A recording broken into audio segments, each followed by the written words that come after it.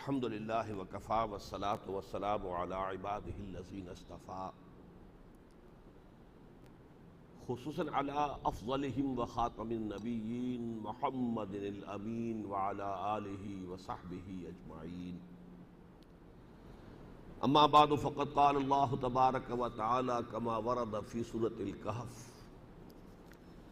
اعوذ باللہ من الشیطان الرجیم، بسم اللہ الرحمن الرحیم۔ واضرب لهم مثل الرجلين جعلنا لأحدهما جنتين من أعناب وحففناهما بنخل وجعلنا بينهما زرعا كلتا الجنتين آتت أكلها ولم تظلم منه شيئا وفجرنا خلالهما نهرا وكان له ثمر فقال لصاحبه وهو يحاوره أنا أكثر منك مالا وأعز نفرا ودخل جنته وهو ظالم لنفسه قال ما أظن أن تبيد هذه أبدا وما أظن الساعة قائمة ولئن رددت إلى ربي لأجدن خيرا منها منقلبا قال له صاحبه وهو يحاوره وكفرت بالذي خلقك من تراب ثم من نطفة ثم سواك رجلا لكن هو الله ربي ولا أشرك بربي أحدا ولولا إذ دخلت جنتك قلت ما شاء الله لا قوة إلا بالله إن ترني أنا أقل منك مالا وولدا فعسى ربي أن يؤتيني خيرا من جنتك ويرسل عليها حسبانا من السماء فتصبح صعيدا زلقا أو يصبح ماؤها غورا فلن تستطيع له طلبا وأحيط بثمره فأصبح يقلب كفيه على ما أنفق فيها وهي خاوية على عروشها ويقول يا ليتني لم أشرك بربي أحدا ولم تكن له فئة ينصرونه من دون الله وما كان منتصرا هنالك الولاية لله الحق هو خير ثوابا وخير عقبا صدق الله العظيم۔ رب اشرح لي صدري ويسر لي أمري واحلل عقدة من لساني يفقهوا قولي۔ اللهم ربنا ألهمنا رشدنا وأعذنا من شرور أنفسنا، اللهم أرنا الحق حقا وارزقنا اتباعه وأرنا الباطل باطلا وارزقنا اجتنابه، آمین یا رب العالمین۔ خیال تو یہ تھا اور ہے کہ آج ہم یہ دونوں رکوع پڑھ لیں، پانچواں بھی اور چھٹا بھی، لیکن اس گمان سے کہ شاید وقت نہ نکلے، میں نے تلاوت جو ہے صرف 5ویں رکوع کی ہے۔ وقت کی گنجائش ہوئی تو انشاءاللہ چھٹا رکوع بھی مطالعہ کریں گے۔ سورہ کہف کے بارے میں آپ کے علم میں ہوگا کہ اس کا مرکزی نقطہ جس کے بنا پر کہ نبی اکرم صلی اللہ علیہ وسلم نے اسے فتنہ دجال سے حفاظت کا ذریعہ قرار دیا ہے،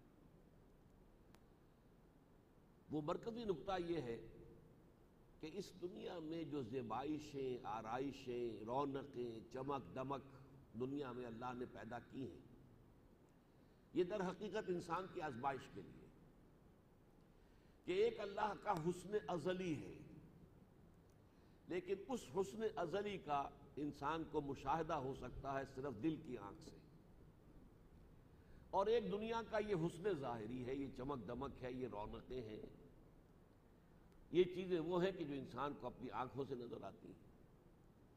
اب امتحان یہی ہے کہ رخ روشن کے آگے شمع رکھ کر وہ یہ کہتے ہیں ادھر جاتا ہے دیکھیں یا ادھر پروانہ آتا ہے، انسان آیا ہم سے محبت کرتا ہے یا دنیا سے محبت کرتا ہے؟ یہ دنیا جو ہے در حقیقت ایک سراب ہے، اس کی حقیقت کوئی نہیں، اس کی ساری چمک دمک عارضی ہے، صرف دکھاوے کی ہے، نظر کو خیرہ کرتی ہے چمک تہذیب حاضر کی، یہ صناعی مگر جھوٹے نگوں کی ریزہ کاری ہے۔ دجل کسے کہتے ہیں؟ دجل فریب، کسی شے کی اصل حقیقت کے اوپر کوئی پردہ ڈال دینا، اس کی حقیقت کچھ اور دکھا دینا جبکہ اس کی اصل حقیقت کچھ اور۔ تو یہ دنیا جو ہے اس حقیقت کے اعتبار سے سب سے بڑے دجل اور فریب کا منظر ہے کہ انسان کو اللہ سے ہٹا کر اپنی طرف متوجہ کر لیتی ہے۔ یہی وجہ ہے کہ آپ کو معلوم ہے جب ہم نماز میں کھڑے ہوتے ہیں تو اس کا افتتاح کرتے ہیں انی وجہت وجہی للذی فطر السماوات والارض حنیفا وما انا من المشرکین، میں نے ہر چہار طرف سے اپنی توجہات کو منقطع کر کے اپنی پوری توجہ کو مرکوز کر دیا ہے اس ذات پر کہ جس نے آسمانوں اور زمین کو پیدا کیا۔ آسمانوں اور زمین سے اپنی توجہ ہٹا لی ہے اور توجہ اپنی منعطف کی ہے، مرکوز کی ہے اس ہستی پر جس نے کہ آسمان اور زمین کو پیدا کیا۔ اس حوالے سے اس سورہ مبارکہ کا جو پہلا رکوع ہے اسی میں ایک آیت آتی ہے اِنَّا جَعَلْنَا مَا عَلَى الْأَرْضِ زِینَةً لَهَا لِنَبْلُوَهُمْ أَيُّهُمْ أَحْسَنُ عَمَلًا، ہم نے اس زمین پر جو کچھ پیدا کیا ہے اسے زمین کی زینت بنا دیا ہے، زیور بنا دیا ہے، زیبائش اور آرائش۔ یہ زیبائش اور آرائش جو ہے آج کل آ کر اپنی انتہا کو پہنچ گئی ہے۔ مغربی ممالک میں جا کر دیکھیے تو واقعہ یہ ہے کہ ایک دفعہ تو انسان جو ہے متحیر ہو کر رہ جاتا ہے، کیا کیا کچھ، کیسی کیسی رونقیں اور کیسے کیسے وہاں پر جو ہے حسن کے مناظر ہیں، کیسی کیسی بلڈنگیں ہیں، کس کس طرح سے انہوں نے جو ہے وہ سڑکیں بنائی ہیں، کس طرح سے ان کے باغات ہیں وغیرہ وغیرہ۔ لیکن اللہ تعالیٰ فرماتا ہے اِنَّا جَعَلْنَا مَا عَلَى الْأَرْضِ زِینَةً لَهَا، ہم نے اس کو زینت بنا دیا ہے، زیبائش ہے، آرائش ہے، لِنَبْلُوَهُمْ أَيُّهُمْ أَحْسَنُ عَمَلًا، یہ صرف اس لیے ہے تاکہ ہم آزمائیں ان لوگوں کو، انسانوں کو کہ ان میں سے کون ہیں اچھے عمل کرنے والے۔ وَإِنَّا لَجَاعِلُونَ مَا عَلَيْهَا صَعِيدًا جُرُزًا، ایک وقت آئے گا قیامت والا جبکہ جو کچھ زمین پر ہے وہ بالکل چٹیل میدان بن کر رہ جائے گا، نہ یہ اسکائی اسکریپرز ہوں گے، نہ یہ اونچی اونچی عمارتیں ہوں گی، نہ یہ عالیشان محلات ہوں گے، نہ یہ پہاڑ ہوں گے، بلکہ بالکل صعیداً زلقا، ایک ہوگی چٹیل میدان۔ وہ ہے اصل حقیقت اس دنیا کی، اور یہ ایک عارضی زیبائش اور آرائش ہے۔ اسی طریقے سے سورہ مبارکہ کے آخر میں اسی مضمون کو اس کے جو عملی نتیجہ نکلتا ہے اس کے حوالے سے بیان کیا گیا قُلْ هَلْ نُنَبِّئُكُمْ بِالْأَخْسَرِينَ أَعْمَالًا، اے نبی ان سے کہیے کیا ہم تمہیں بتائیں کہ اپنے عمل، اپنی بھاگ دوڑ، اپنی محنت، اپنی سعی و جہد، اس کے اعتبار سے سب سے زیادہ گھاٹے میں کون لوگ ہیں؟ اخسرین، ایک وہ لوگ ہیں جو خاسرین ہیں، خسارے میں، ایک اخسرین، یہ جو ہے افعال التفضیل، سب سے زیادہ گھاٹے میں کون ہے؟ قُلْ هَلْ نُنَبِّئُكُمْ بِالْأَخْسَرِينَ أَعْمَالًا الَّذِينَ ضَلَّ سَعْيُهُمْ فِي الْحَيَاةِ الدُّنْيَا وَهُمْ يَحْسَبُونَ أَنَّهُمْ يُحْسِنُونَ صُنْعًا، وہ لوگ کہ جن کی ساری بھاگ دوڑ اور محنت اور سعی و جہد اس دنیاوی زندگی ہی کے اندر گم ہو کر رہ گئی، ان کا مطلوب، مقصود، محبوب یہ دنیا، اسی کے لیے بھاگ دوڑ، اسی کے لیے صبح سے شام تک محنت، اسی کے لیے جاگتے ہوئے کام کرنا، اسی کے لیے لیٹے ہوئے سوچتے رہنا، اسی کے پھر رات کو خواب دیکھنا، یہ گم ہو کر رہ گئے۔ جیسے اقبال نے کہا ہے کہ کافر کی یہ پہچان کہ آفاق میں گم ہے، اور مومن کی یہ پہچان کہ گم اس میں ہے آفاق۔ یہ اصل میں یوں سمجھیے کہ مرکزی مضمون بنتا ہے سورہ مبارکہ کا۔ اسی کے لیے ایک تمثیل لائی گئی ہے، اور یہ ہے سورہ کہف کا 5واں رکوع۔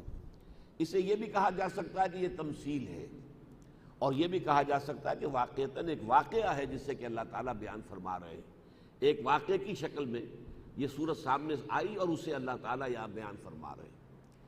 اس سے جو حقیقت خاص طور پر واضح ہوتی ہے وہ یہ ہے کہ ایک شرک وہ بھی ہے جس میں نہ کسی دیوی دیوتا پر ایمان ہو، نہ کسی اور کو جو ہے اللہ کے ساتھ شریک کیا جائے، اور قطعاً جو ہے اس میں شرک کے کوئی آثار نظر نہ آتے ہوں، کوئی اس کی علامتیں نہ ہوں جنہیں ہم شرک سمجھتے ہیں، نہ کسی معبود کو پکارا جا رہا ہے، نہ کسی کو سجدہ کیا جا رہا ہے، اس کے باوجود وہ شرک ہے۔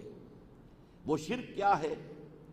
اس دنیا میں جو مادی وسائل ہیں ان پر انسان کا توکل اور اعتماد اتنا ہو جائے کہ یقین کی کیفیت پیدا ہو جائے کہ انہی اسباب کے بل پر یہ سارا معاملہ جو ہے، یہ نظام عالم چل رہا ہے، اور انہی کے حوالے سے در حقیقت یہ روز و شب کا سارا نظام چل رہا ہے۔ گویا کہ انسان اللہ سے محجوب ہو جائے، مسبب الاسباب سے محجوب ہو جائے، مسبب الاسباب سے پردے میں آ جائے، اوٹ میں آ جائے، اور اس کی ساری توجہ، سارا اعتماد، سارا توکل، سارا انحصار، سارا یقین صرف اسباب پر، مادی اسباب پر ہو کر رہ جائے، گویا کہ اس نے مادے کو اللہ کا شریک ٹھہرا دیا۔ یہ گویا کہ اس دور کا، جان لیجئے اس دور کا سب سے بڑا شرک یہ ہے، بلکہ میں یہ کہہ سکتا ہوں کہ دو شرک ہیں کہ جو اس دور کے سب سے بڑے شرک ہیں، اس لیے کہ وہ شرک جو تھا نا، کوئی دیویوں کو ماننا، وہ زمانہ گزر گیا۔ اب آپ کو معلوم مغربی دنیا میں کس دیوی اور دیوتا کو کوئی مانتا ہے؟ لے دے کے کہہ سکتے ہیں کہ حضرت مسیح کو خدا کا بیٹا کہتے ہیں، وہ بھی بڑے استعاراتی انداز میں کہتے ہیں، ورنہ وہ تو اپنے آپ کو کہتے ہیں کہ ہم تو مونوتھیسٹ ہیں، ہم موحد ہیں، ہم ایک ہی خدا کے ماننے والے ہیں۔ وہ ایک بڑا گورکھ دھندا ہے، ایک میں تین، تین میں ایک معمہ ہے سمجھنے کا نہ سمجھانے کا، لیکن دعویٰ ان کا یہی ہے کہ ہم مونوتھیسٹ ہیں۔ یہ در حقیقت تین مذاہب جو ہیں، یہودیت، عیسائیت اور اسلام، یہ سب کے سب در حقیقت توحیدی مذاہب یہ کہتے ہیں۔ باقی ہندوستان میں بھی اب دیویوں کے پوجنے والے کون سے رہ گئے؟ پڑھے لکھے لوگ تو نہیں پوجتے، شاید بہت ہی گھٹیا قسم کے جو لوگ ہیں بیچارے غریب عوام دیہات کے اندر، وہ کو مندروں میں جاتے آتے ہوں، اللہ اللہ خیر صلی اللہ، ورنہ ختم ہوا دور ان کا۔ اب کچھ اور خداؤں نے جگہ لے لی ہے، اب شرک کی شکلیں بدل گئی ہیں، اور جب تک کہ انسان شرک کی اپنے دور کی صورتوں کو نہ پہچان لے، اس کا خطرہ ہوتا ہے کہ اگرچہ وہ بہت سی شرک کی شکلوں سے اپنے آپ کو بچائے ہوئے ہے، محفوظ ہے، لیکن پھر بھی شرک میں مبتلا ہے۔ ایک شخص جو ہے وہ سمجھتا ہے میں خدا کے ساتھ کسی کو شریک نہیں مانتا، میں نے کبھی خدا کے سوا کسی کو سجدہ نہیں کیا ہے، میں نے کبھی خدا کے علاوہ کسی سے دعا نہیں کی ہے، کسی کو پکارا نہیں ہے، ندا نہیں کی ہے، لیکن وہ انسانی حاکمیت پر یقین رکھتا ہے۔ اور آج کی جو سب سے بڑی محبوب ہے، آپ کو معلوم ہے دنیا کے اندر جو جمہوری نظام زندگی ہے، اس کا اصول کیا ہے؟ پاپولر سوورنٹی، حاکمیت عوام، جبکہ توحید کا تقاضا کیا؟ ان الحکم الا للہ، اللہ کے سوا حکم دینے کا اختیار مطلق کسی کو حاصل نہیں، وہ ہے جو فیصلہ کر سکتا ہے۔ لیکن اگر ہم نے وہی حاکمیت جو ہے وہ انسانوں کے لیے تسلیم کر لی، اب یہ وہ شرک ہے جو یونیورسل ہے۔ اس وقت پوری دنیا میں محبوب ترین نظام جمہوریت شمار ہوتا ہے، اور محبوب ترین نظام جمہوریت کی بنیاد کیا ہے؟ Popular sovereignty, sovereignty of the people, انسانی حاکمیت، بدترین شرک ہے۔ اسی طرح مادہ پرستی، مادے پر اعتماد ہو جانا، مادے ہی پر سارا انحصار اور توکل، مادہ پرستی جسے ہم کہتے ہیں، وہ در حقیقت اس دور کا دوسرا بڑا شرک ہے۔ مادے کو وہ مقام دے دیا گیا ہے جو اللہ کا ہے۔ توحید کا جو لب لباب ہے، جو سورہ بنی اسرائیل میں تورات کی تعلیمات کا گویا کہ نچوڑ بیان کیا گیا ہے، وَآتَيْنَا مُوسَى الْكِتَابَ وَجَعَلْنَاهُ هُدًى لِبَنِي إِسْرَائِيلَ أَلَّا تَتَّخِذُوا مِن دُونِي وَكِيلًا، ہم نے موسیٰ کو کتاب دی تھی تورات، اور اسے ہدایت نامہ بنا دیا تھا بنی اسرائیل کے لیے، جس کا لب لباب یہ تھا کہ میرے سوا کسی اور پر توکل نہ کرنا۔ آج ہمارا توکل جو ہے وہ مادی اسباب و وسائل پر ہے، اللہ کو اب بھول گئے۔ اللہ تعالیٰ مسبب الاسباب ہے، ہمارا جو ایمان ہے وہ تو یہ ہے کہ لا حول ولا قوت الا باللہ، کوئی طاقت نہیں ہے نہ خیر کی نہ شر کی جب تک کہ اذن رب نہ ہو، اللہ نہ چاہے تو کچھ نہیں ہو سکتا۔ حضور نے فرمایا اگر تمام دنیا کے انسان مل کر تمہیں کوئی فائدہ پہنچانا چاہیں نہیں پہنچا سکتے اگر اللہ کا اذن نہیں ہے، اور تمام دنیا کے انسان مل کر چاہیں تمہیں کوئی فائدہ پہنچا دے نہیں پہنچا سکتے، نہ نقصان نہ فائدہ، جب تک کہ اللہ کا اذن نہ ہو۔ گویا کہ مسبب الاسباب ہے اصل میں جس کے ہاتھ میں اختیار مطلق ہے۔ یہ اسباب تو ظاہری ہیں، ان کے نتائج نکلتے ہیں اگر اللہ چاہے تو نکلیں گے، ورنہ نہیں۔ لیکن یہ جو سائنٹزم شروع ہوا ہے، اس کی اگرچہ شدت میں کچھ کمی آ گئی ہے۔ یہ جو ابتدائی دور تھا فزکس کا، نیوٹونین ایرا جو کہلاتا ہے فزکس کا، اس میں تو یہ تھا کہ مادہ اور انرجی دو علیحدہ کیٹیگریز ہیں۔ مادہ از انڈسٹرکٹیبل، یہ ختم نہیں ہو سکتا، یہ ابدی ہے، ہمیشہ سے ہمیشہ رہے گا، جو کہ بات اصل میں صرف اللہ کی ذات کے لیے ہونی چاہیے کہ وہ ہمیشہ سے اور ہمیشہ رہنے والی ہستی ہے۔ وہ مادے کے بارے میں مانیے، میٹر انڈسٹرکٹیبل ہے، ہمیشہ سے ہے، ہمیشہ رہے گا، اور اس میٹر کی خصوصیات جو ہیں وہ مستقل ہیں، دائم ہیں، پراپرٹیز آف دی میٹر. وہ پراپرٹیز آف دی میٹر جو ہے ان کے اندر کہیں کوئی تغیر و تبدل نہیں ہو سکتا، اور اسی کی وجہ سے کارخانہ قدرت چل رہا ہے. فزیکل چینج اور کیمیکل چینجز کا سلسلہ جو ہے وہ پراپرٹیز آف دی میٹر کے حوالے سے. اگرچہ اس کے بعد جو آیا ہے سائنس کا دور، جس کے ہم کہتے ہیں آئنسٹائن ایرا، اب اس میں وہ ڈوئلزم ختم ہو چکی ہے. میٹر انرجی ایک ہی شے ہے. میٹر بھی انرجی ہی کی کمپریسڈ فارم ہے. جیسے کبھی گیس کو آپ کمپریس کرتے ہیں تو وہ لیکوڈ بن جاتی ہے، اسی طریقے سے حقیقت انرجی ہے. وہ الیکٹرانز اور پروٹونز کی شکل میں، نیوٹرونز کی شکل میں، اس نے ایٹم کی شکل اختیار کی ہے، ایٹموں نے مالیکیول کی. یہ سب کیا ہے؟ یہ حرکت ہے، انرجی ہے، اور کچھ بھی نہیں. میٹر تو ہے ہی نہیں، میٹر کی تو وفات واقع ہو گئی. لیکن یہ کہ ہمارے ہاں آئے تھے گائی صاحب، یہ جو بہت بڑے ایک مفکر ہیں اور مصنف ہیں، میں پورا نام ان کا بھول رہا ہوں، تو وہ کسی صاحب کو یاد ہے جو لیکچرر آئے تھے لاہور میں؟ جی، گائیٹن. تو انہوں نے بڑی خوبصورت بات کہی تھی. انہوں نے یہ کہا تھا کہ اگرچہ آپ لوگ سمجھتے ہیں کہ یورپ کے لوگ زیادہ پڑھے لکھے ہیں، اور شاید انہیں یہ معلوم ہے کہ سائنس جو ہے اس کے پریمیسز چینج ہو چکے ہیں، اب یہ نیوٹونین ایرا نہیں رہا ہے بلکہ یہ کہ آئنسٹائن ایرا ہے، تو لوگوں کی سوچ اسی کے مطابق ہو چکی ہوگی. لیکن حقیقت میں ایسا نہیں ہے. یورپ کی بھی عظیم اکثریت، ویسٹ کی اکثریت جو ہے وہ ابھی نیوٹونین ایرا ہی میں سانس لے رہی ہے. ان کی سوچ، ان کا فکر وہی ہے، جہاں پر کہ میٹر نے واقعتاً ایک معبود مطلق کی شکل اختیار کر لی تھی. تو یہاں اصل میں اس رکوع میں اللہ تعالیٰ نے ایک تمثیل کے پیرائے میں یا ایک واقعے کی حکایت جو بیان کی ہے، اس کے اندر یہ بات واضح کی ہے کہ ایک شرک یہ بھی ہے جس کا نام ہے مادہ پرستی کا شرک. فرمایا وَاضْرِبْ لَهُمْ مَثَلَ الرَّجُلَيْنِ، اے نبی ان لوگوں کے سامنے مثال بیان کیجئے دو اشخاص کی، دو مردوں کی. جعلنا لأحدہما جنتین من اعناب، ان دو میں سے ایک کو ہم نے دیے تھے دو باغ، انگوروں کے باغ. انگوروں کی بیلیں ہیں، ٹٹیوں پر چڑھی ہوئی ہیں، بڑا خوبصورت منظر ہے. وحففناہما بنخل، اور انگوروں کے دونوں باغوں کے گرد ہم نے باڑ لگا دی تھی کھجور کے درختوں کی. اب کھجور کا درخت اونچا اونچا درخت ہے، وہ باڑ لگی ہوئی ہے، تو گویا کہ کوئی اگر لو چل رہی ہے تو اس سے بھی کچھ نہ کچھ پروٹیکشن دے گی اس انگور کے باغ کو. کو آندھی آ رہی ہے تو اس سے بھی کچھ پروٹیکشن مل جائے گی. حففناہما، گویا کہ چار دیواری کھڑی کر دی ہم نے انگور کے ان باغوں کے چاروں طرف جو کھجور کے درختوں کی. وجعلنا بینہما زرعا، اور ان دونوں باغوں کے درمیان ہم نے کھیتی بھی پیدا کر دی. گندم بھی اگ رہی ہے یا اور بھی کوئی اجناس جو ہے اگ رہی ہیں، زراعت بھی ہو رہی ہے. کلتا الجنتین آتت اکلہا ولم تظلم منہ شیئا، یہ دونوں باغات اپنا پھل لاتے تھے عین وقت کے اوپر. ہمیشہ وہ دیکھتا ہے کہ وقت کے اوپر انگور جو ہیں لگے ہیں، پک گئے ہیں، ان کو پھر وہ توڑتا تھا، جو بھی کرتا تھا اس سے، چاہے وہ کوئی وہ مشروب بناتا تھا، شراب کشید کرتا تھا، وغیرہ وغیرہ. کلتا الجنتین آتت اکلہا ولم تظلم منہ شیئا، وہ اپنا پھل لاتے تھے اور ان میں سے کسی شے میں کوئی کمی نہیں کرتے تھے. وَكَانَ لَهُ ثَمَرٌ وَفَجَّرْنَا خِلَالَهُمَا نَهَرًا، اور یہ کہ ہم نے ان دونوں باغوں کے درمیان ایک ندی بھی رواں کر دی تھی، پانی بھی چل رہا ہے. اب دیکھیے اس اعتبار سے اس کے مادی وسائل جو ہیں وہ بہت مکمل ہیں. آج تو آپ کہیں گے نا دو کارخانے، دو بڑی ملیں. ایک زمانے میں جب کہ اصل اکانومی ایگریکلچرل اکانومی تھی تو گویا کہ یہ شخص بہت مالدار، بہت ہی اس کو کہا جائے گا ذو حظ عظیم. جیسے قارون کی قوم نے کہا تھا قارون کو کہ یہ بڑا خوش قسمت ہے، بڑا نصیبے والا ہے. تو یہ گویا کہ اپنے معاشرے میں بڑا صاحب نصیب، بڑا خوش قسمت، بڑا صاحب ثروت آدمی تھا کہ دو باغ ہیں اس کے انگوروں کے جو ہر موسم پر اپنا پھل لا رہے ہیں، کبھی کوئی اس میں کمی نہیں ہوتی. اور پھر یہ کہ کھجوروں کے درخت لگے ہوئے، کھجور بھی پھل دے رہی ہے، کھیتی بھی ہے، اجناس بھی موجود ہیں، غلہ بھی ہو رہا ہے.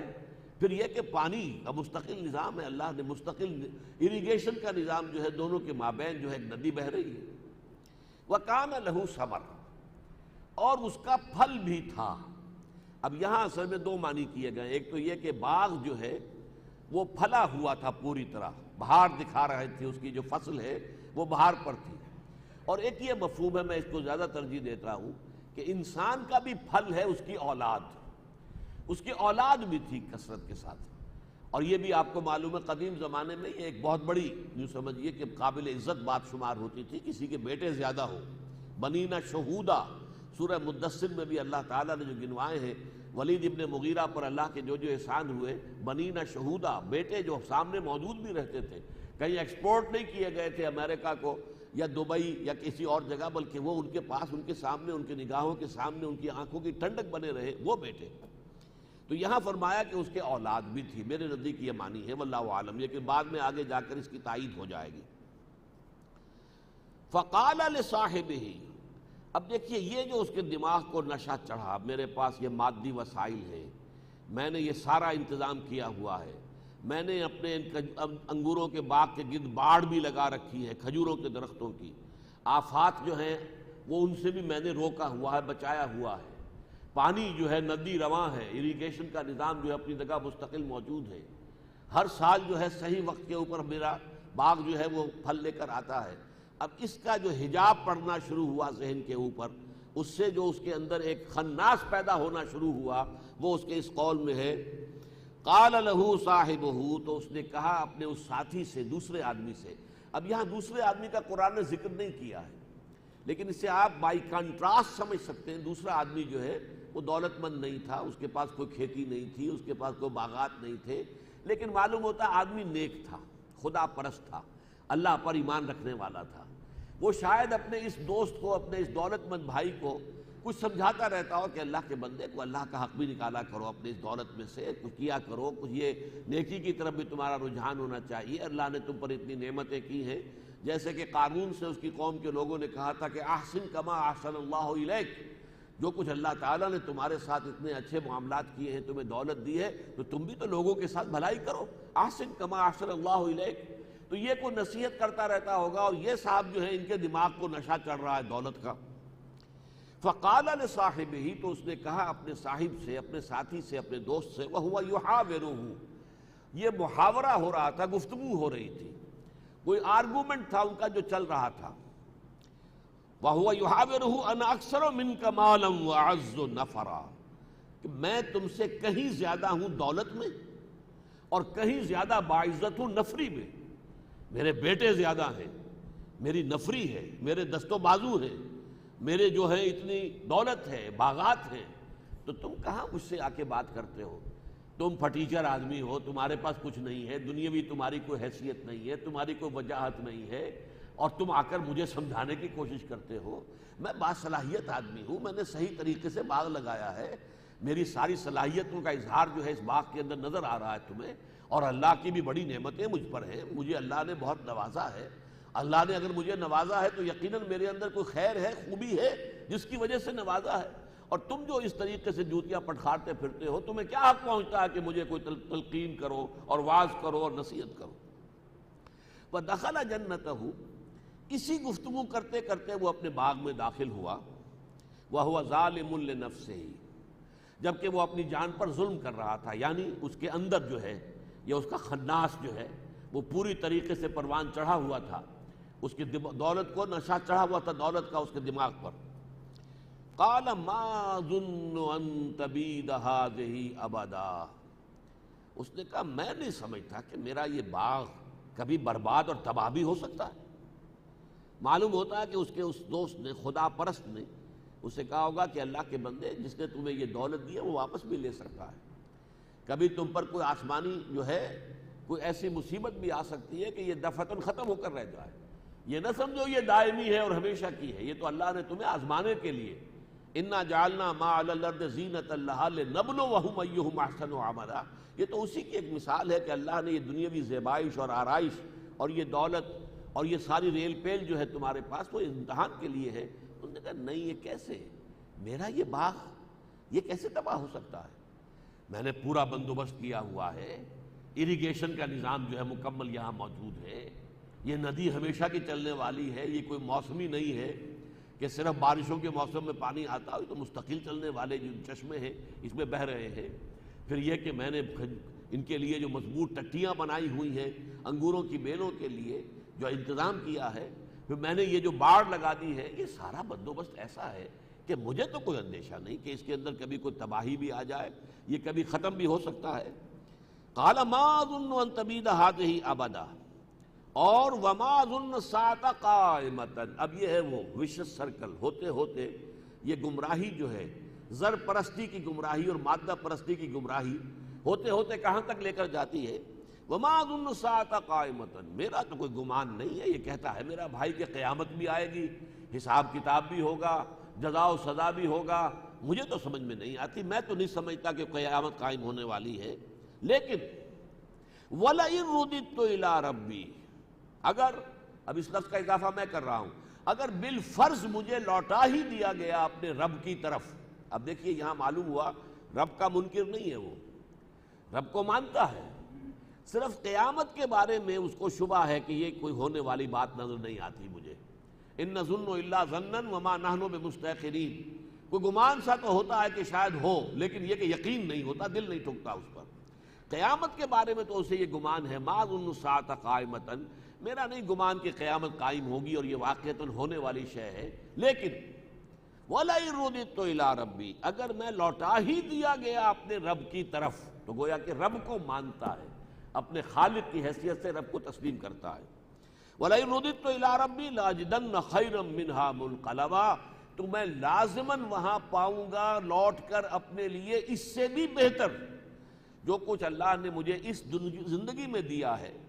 یہ ساری دولت و ثروت، یہ ریل پیل، یہ بیٹے، آل اولاد، یہ آخر اللہ نے مجھے دیا ہے، تو اللہ نے میرے اندر کوئی خوبی دیکھی ہے، کوئی خیر دیکھا ہے، اللہ کا کوئی کرم مجھ پر ہوا ہے تو کسی وجہ سے ہوا ہے، لہذا وہاں بھی مجھ پر اللہ تعالیٰ کا کرم ہوگا، اللہ تعالیٰ وہاں پر بھی مجھے جو ہے اس سے بھی بہتر نعمتیں عطا کرے گا، اور تم جیسے یہاں جوتیاں پٹخار رہے ایسے وہاں پر بھی جوتیاں پٹخارو گے۔ یہ جو آرگیومنٹ کی ہیٹ ہوتی، ہیٹ آف آرگیومنٹ، اس میں اس طرح کی بات اس نے کی کہ دیکھو انا اکثر منک مالا واعز نفرا، میں کہیں زیادہ ہوں، دولت میں بھی تم سے بڑھ کر ہوں، اور میرے پاس جو میرے بیٹے ہیں، میرے پاس نفری ہے، جوان ہاتھ جو میرے پاس موجود ہیں وہ کہیں زیادہ ہیں تمہارے مقابلے میں، اور قیامت وغیرہ کا اگرچہ مجھے گمان نہیں ہوتا کہ واقعتاً یہ ہوگی، لیکن اگر ہو گئی اور میں لوٹا ہی دیا گیا اپنے رب کی طرف، تو جب رب میرا یہاں مجھ پر مہربان ہے یا مجھ پر اس نے کوئی خوبی دیکھی ہے تو یہ سب کچھ دیا ہے، لہذا وہاں پر بھی مجھے اس سے کہیں بڑھ کر بہتر جو ہے انجام ملے گا۔ قال له صاحبہ، اب یہ اس خدا پرست نے، اللہ والے نے اس سے کہا، وَهُوَ يُحَاوِرُهُ، یہ کنورسیشن ان کی جاری تھی، اس کنورسیشن میں اس کی زبان سے یہ الفاظ نکل گئے، وَقَالَ صَاحِبُهُ وَهُوَ يُحَاوِرُهُ أَكَفَرْتَ بِالَّذِي خَلَقَكَ مِن تُرَابٍ ثُمَّ مِن نُطْفَةٍ ثُمَّ سَوَّاكَ رَجُلًا، کیا تم کفر کر رہے ہو اس ذات کا جس نے تمہیں پیدا کیا مٹی سے اور پھر ایک نطفے سے اور پھر تمہیں بنا کر کھڑا کر دیا پورا مرد، پورا انسان؟ اس اللہ کا تم کفر کر رہے ہو، اللہ تعالیٰ کی قدرت کا انکار کر رہے ہو، تم یہ سمجھتے ہو کہ قیامت کا ہونا جو ہے کچھ سمجھ میں آنے والی بات نہیں ہے۔ میں نہیں سمجھتا کہ قیامت ہو، یہ مضمون ہمارا پچھلی دفعہ کا، پچھلے مہینے کا جو ہے مین ٹاپک یہی تھا کہ یہ جو انسان کی تخلیق کے مراحل ہیں اور ان کے حوالے سے اس بات قیامت اور جزا و سزا، بالکل وہی یہاں ایک چند الفاظ میں آ گیا ہے، اکفرت بالذی خلقک من تراب ثم من نطفۃ ثم سواک رجلا، یہ در حقیقت تم کفر کر رہے ہو اللہ کا، انکار کر رہے ہو اس کی قدرت کا۔ لیکنہ اللہ ربی، تمہارے معاملے کے برعکس میرا معاملہ تو یہ کہ میں اسے اللہ کو اپنا رب سمجھتا ہوں، ولا اشرک بربی احدا، اور میں اپنے رب کے ساتھ کسی کو شریک نہیں کرتا۔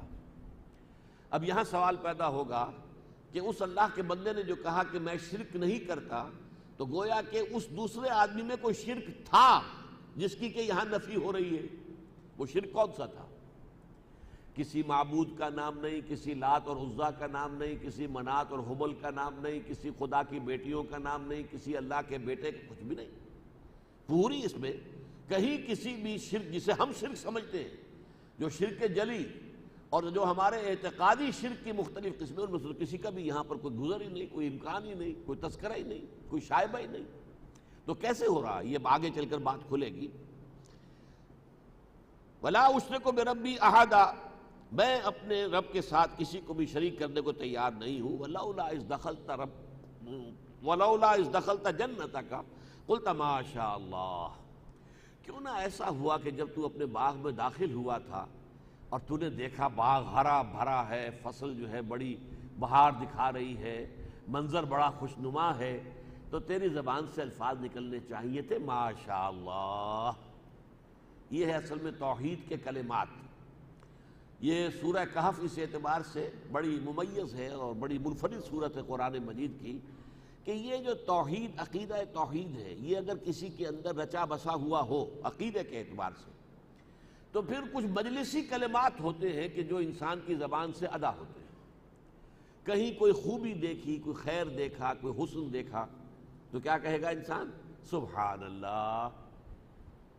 عام آدمی کہے گا کہ بھئی یہ تو پھول تم نے خوبصورت دیکھا تھا، پھول کی تعریف کرتے، یا کوئی اور منظر آپ نے بہت عمدہ دیکھا تھا اس کی تعریف کرتے، سبحان اللہ، اللہ پاک ہے۔ کیوں کہ یہ ساری خوبی یہ در حقیقت مظہر ہے، ذات باری تعالیٰ کی خوبیاں ہیں کہ جنہوں نے اس کی تخلیق کے اندر اپنے آپ کو نمایاں کیا ہے۔ یہ تو مظاہر ہے ذات باری تعالیٰ کا، اصل حسن جو ہے وہ تو اللہ کا ہے۔ اسی طرح دیکھیے، آپ کو پیاس لگی ہوئی تھی شدید، آپ کو ٹھنڈا پانی کا گلاس مل گیا، آپ نے پیا، آپ نے کہا الحمدللہ۔ بظاہر تو یہ اسباب کا پانی کی تعریف کی جانی چاہیے تھی، بھائی پانی بہت بڑی شے ہے، اس نے میری پیاس بجھا دی، میری اندر جو ایک بے کلی تھی، بے چینی تھی، اندر ہی اندر سے محسوس ہوتا تھا کہ جیسے کوئی جان کو کھینچ رہا ہو، یہ ساری چیز پانی کے اس گلاس سے رفع ہو گئی۔ تو جہاں تک مادی اسباب کا تعلق ہے وہ پانی ہے۔ یا آپ کو بھوک لگی ہوئی تھی، کمزوری تھی، ضعف تھا، کھانا کھایا، الحمدللہ، الحمدللہ الذی اطعمنا وسقانا وجعلنا مسلمین، لیکن آپ کہتے ہیں الحمدللہ کیوں؟ کہ بھئی یہ ساری چیزیں اللہ نے پیدا کی ہیں، پانی میں یہ وصف پانی کا اپنا نہیں ہے، بلکہ یہ اللہ تعالیٰ نے اس میں پیدا کیا ہے، لہذا تعریف کے لائق پانی نہیں ہے، اور حمد اور شکریہ کا مستحق پانی یا کھانا نہیں ہے، بلکہ اللہ کی ذات ہے۔ اسی طریقے سے اسی سورہ مبارکہ میں وہ واقعہ بھی آیا ہے کہ حضور صلی اللہ علیہ وسلم سے جب سوالات کیے گئے امتحانی انداز میں کہ یہ بتائیے روح کی حقیقت کیا ہے، یہ بتائیے ذوالقرنین کون تھا، اور یہ بتائیے اصحاب کہف کا قصہ کیا تھا، تو حضور نے جیسے کہ عادتاً ہوتا تھا کہ حضرت جبرائیل روزانہ ہی آتے تھے، آپ نے اسی پر اعتماد کرتے ہوئے کہہ دیا کہ ٹھیک ہے میں کل بتا دوں گا تمہیں۔ دل میں یہ خیال ہوا کہ جبرائیل روزانہ آتے ہی ہیں، آئیں گے، میں کہہ دوں گا، کل بتا دوں گا، کل جواب دے دوں گا تمہیں۔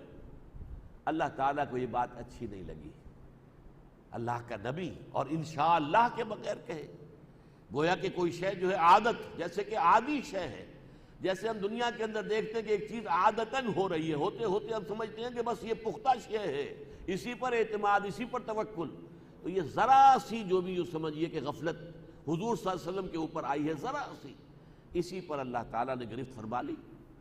کئی دن تک حضرت جبرائیل نہیں آئے، اب تالیاں پٹ گئی، بس رہ گئے، تم نے تو کہا تھا کہ کل بتا دوں گا، یہ تو 2 دن ہو گئے، 3 دن ہو گئے، تم نے ابھی تک نہیں بتایا۔ اب کیا کیفیت ہوئی ہوگی حضور کی، اس کا آپ اندازہ کر سکتے ہیں، کس طرح چکی کے 2 پارٹوں کے درمیان جو ہے حضور کی جان آئی ہوگی۔ لیکن یہ کہ اس کے بعد جب پھر وحی نازل ہوئی، سورہ کہف آئی، اس میں تمام چیزوں کا جواب دیا گیا، لیکن ساتھ ہی یہ فرما دیا گیا وَلَا تَقُولَنَّ لِشَيْءٍ إِنِّي فَاعِلٌ ذَلِكَ غَدًا۔ دیکھیے نبی کبھی یہ نہ کہیے گا کہ یہ کام میں کل ضرور کر دوں گا، إِلَّا أَن يَشَاءَ اللَّهُ، مگر اس شرط کے ساتھ اگر اللہ نے چاہا۔ مستقبل میں کوئی شے جو ہے گارنٹیڈ نہیں ہے جب تک کہ اذن رب نہ ہو، لہذا کسی شے کے عادتاً ہوتے رہنے کے اوپر اعتماد نہ کر بیٹھیے، بلکہ یہ کہ انسان، اب یہ بھی ہمارا تہذیبی جملہ ہے، انشاءاللہ میں کل جاؤں گا، ارادہ تو ہے انشاءاللہ میں جاؤں گا، لیکن ایک آدمی سوچتا ہے میرے پاس کار ہے اور کار کی میں نے ابھی ٹیوننگ بھی کرائی ہے، اس کی جو ہے سروس کرائی ہے، اس کے اندر پیٹرول بھرا ہوا ہے، سب کچھ ہے، ٹھیک ہے، تو میں صبح جاؤں گا، جی میں جاؤں گا، لازماً جاؤں گا۔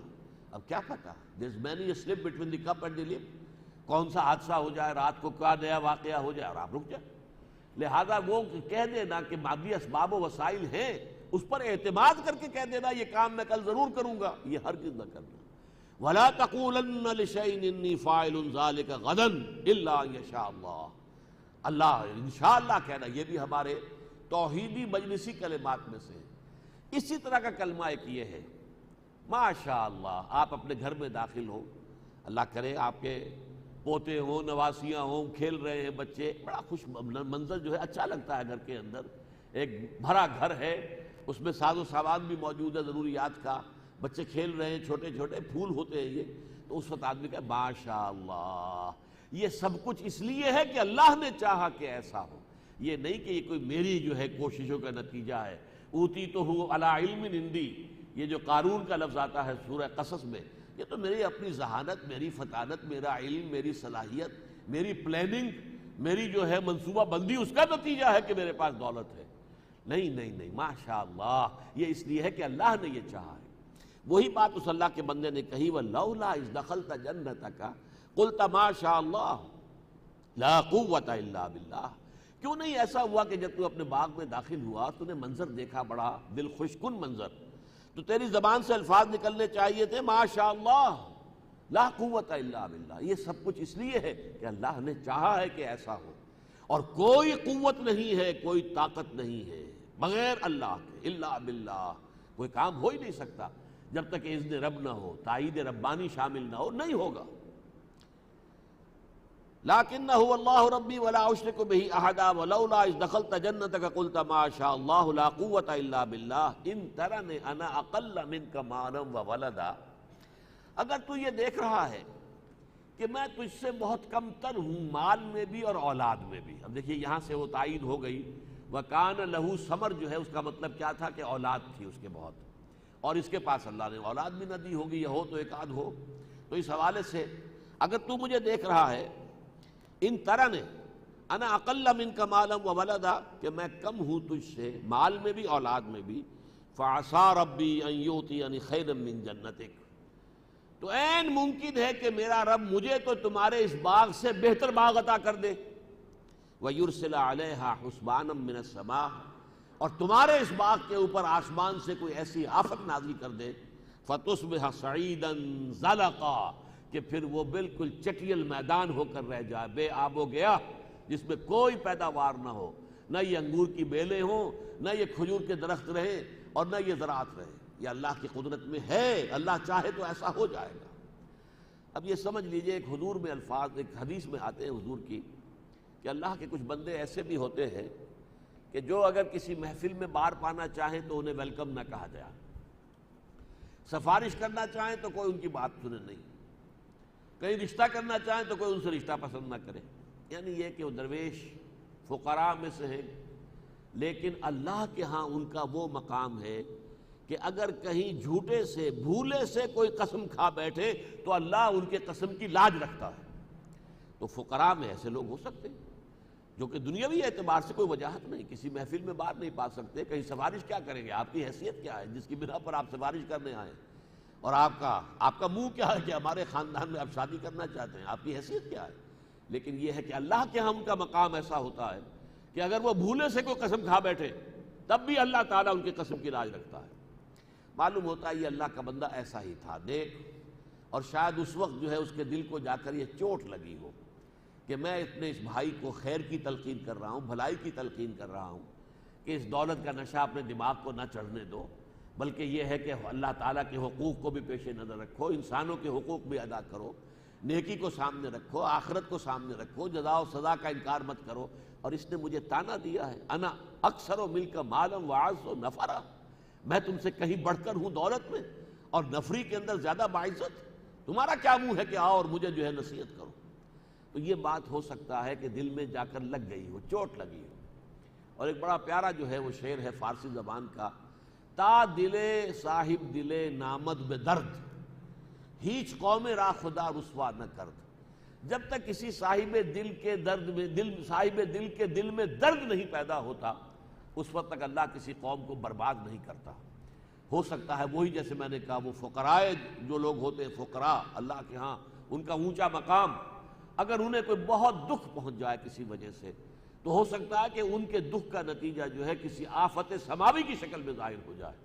تا دلے صاحب دلے نامد میں درد، ہیچ قوم را خدا رسوا نہ کرد۔ لیکن جو بات اس نے کہی تھی کہ ہو سکتا ہے عسیٰ ربی ان یؤتینی خیرا من جنتک ویرسل علیہا حسبانا من السماء فتصبح صعیدا زلقا او یصبح ماؤہا غورا، یا یہ ہے ایک تو یہ کہ آسمان سے کوئی آندھی آئے، کوئی سرسر کی باد سرسر چلے، کوئی جھلسا دینے والا جو ہے آگ کا بگولہ آ جائے، اس سے یہ کہ کھیت بھی جل کر رہ جائے، زراعت بھی ختم ہو جائے اور یہ جو کھجور کے درخت ہے یہ بھی جل کر راکھ ہو جائے، اور یا یہ ہو سکتا ہے کہ اللہ تعالیٰ یہ جو چشمہ رواں ہے اس کو خشک کر دے، او یصبح ماؤہا غورا، یہ جو پانی نیچے اتر جائے۔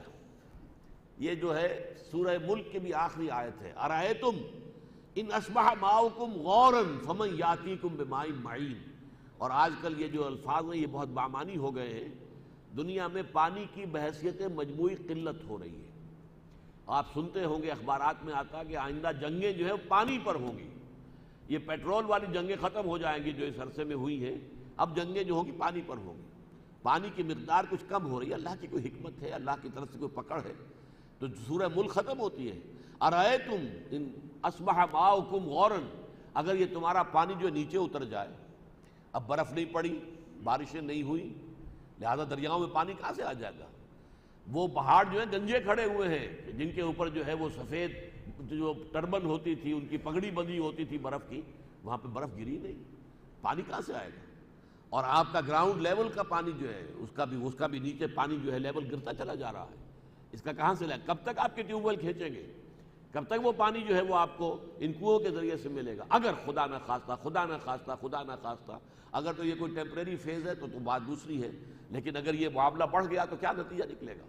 وہی بات اس اللہ کے بندے نے کہی، او یصبح ماؤہا غورا، یا یہ کہ اس کا پانی جو ہے اس چشمے کا جس سے یہ سیراب ہو رہے ہیں تیرے باغات، اگر وہ کہیں گہرا زمین میں اتر جائے، فلن تستطیع لہ طلبا، اور پھر تیرے لیے کوئی امکان نہ ہو کہ اسے واپس کھینچ کر لے آئے اسے طلب کر لے، اسے سمن کر لے، دوبارہ پانی کو بلا لے۔ اس کی زبان سے ان الفاظ کے نکلنے کا نتیجہ کیا نکلا؟ وَأُحِيطَ بِثَمَرِهِ، اس شخص کا سارا کارخانہ جو ہے اللہ نے برباد کر دیا۔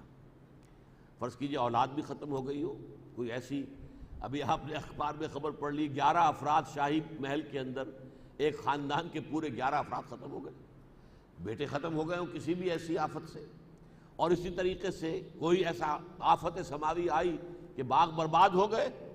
احیط بثمرہ، اس کا احاطہ کر لیا گیا، گھیر لیا گیا، اور گھیراؤ کر کے سارا اس کی دولت، اس کی ثروت کا سارا سامان جو ہے وہ اللہ تعالیٰ نے ضائع کر دیا۔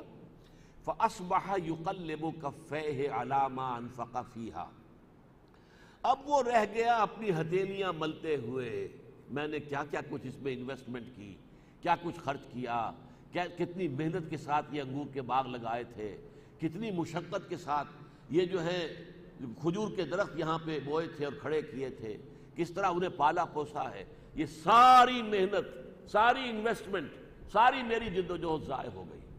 اصبح یقلب کفیہ علی ما انفق فیہا وہی خاویۃ علی عروشہا، اور وہ جو باغات تھے اس کے، کیونکہ وہ بیلیں جو ہوتی ہیں انگور کی وہ ٹٹیوں پر چڑھائی جاتی ہیں، لہذا وہ گری ہوئی تھی اور ان کے اوپر وہ بیلیں پڑی ہوئی تھی، خاویۃ علی عروشہا، وہ اپنی ٹٹیوں پر الٹی پڑی ہوئی تھی بیلیں۔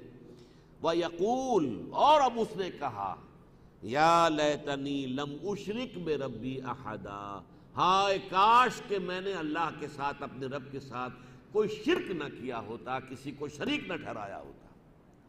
اب اس پورے معاملے میں قابل غور مسئلہ یہ کہ کون سا شرک یہاں تھا؟ کسی لات، عزا، منات کسی کا تذکرہ نہیں، خدا کے سوا اس نے کسی لکشمی بائی کا، لکشمی دیوی کا کسی کا نام نہیں لیا کہ اس کی کرپا سے ہے یہ سب کچھ نہیں، اللہ نہیں۔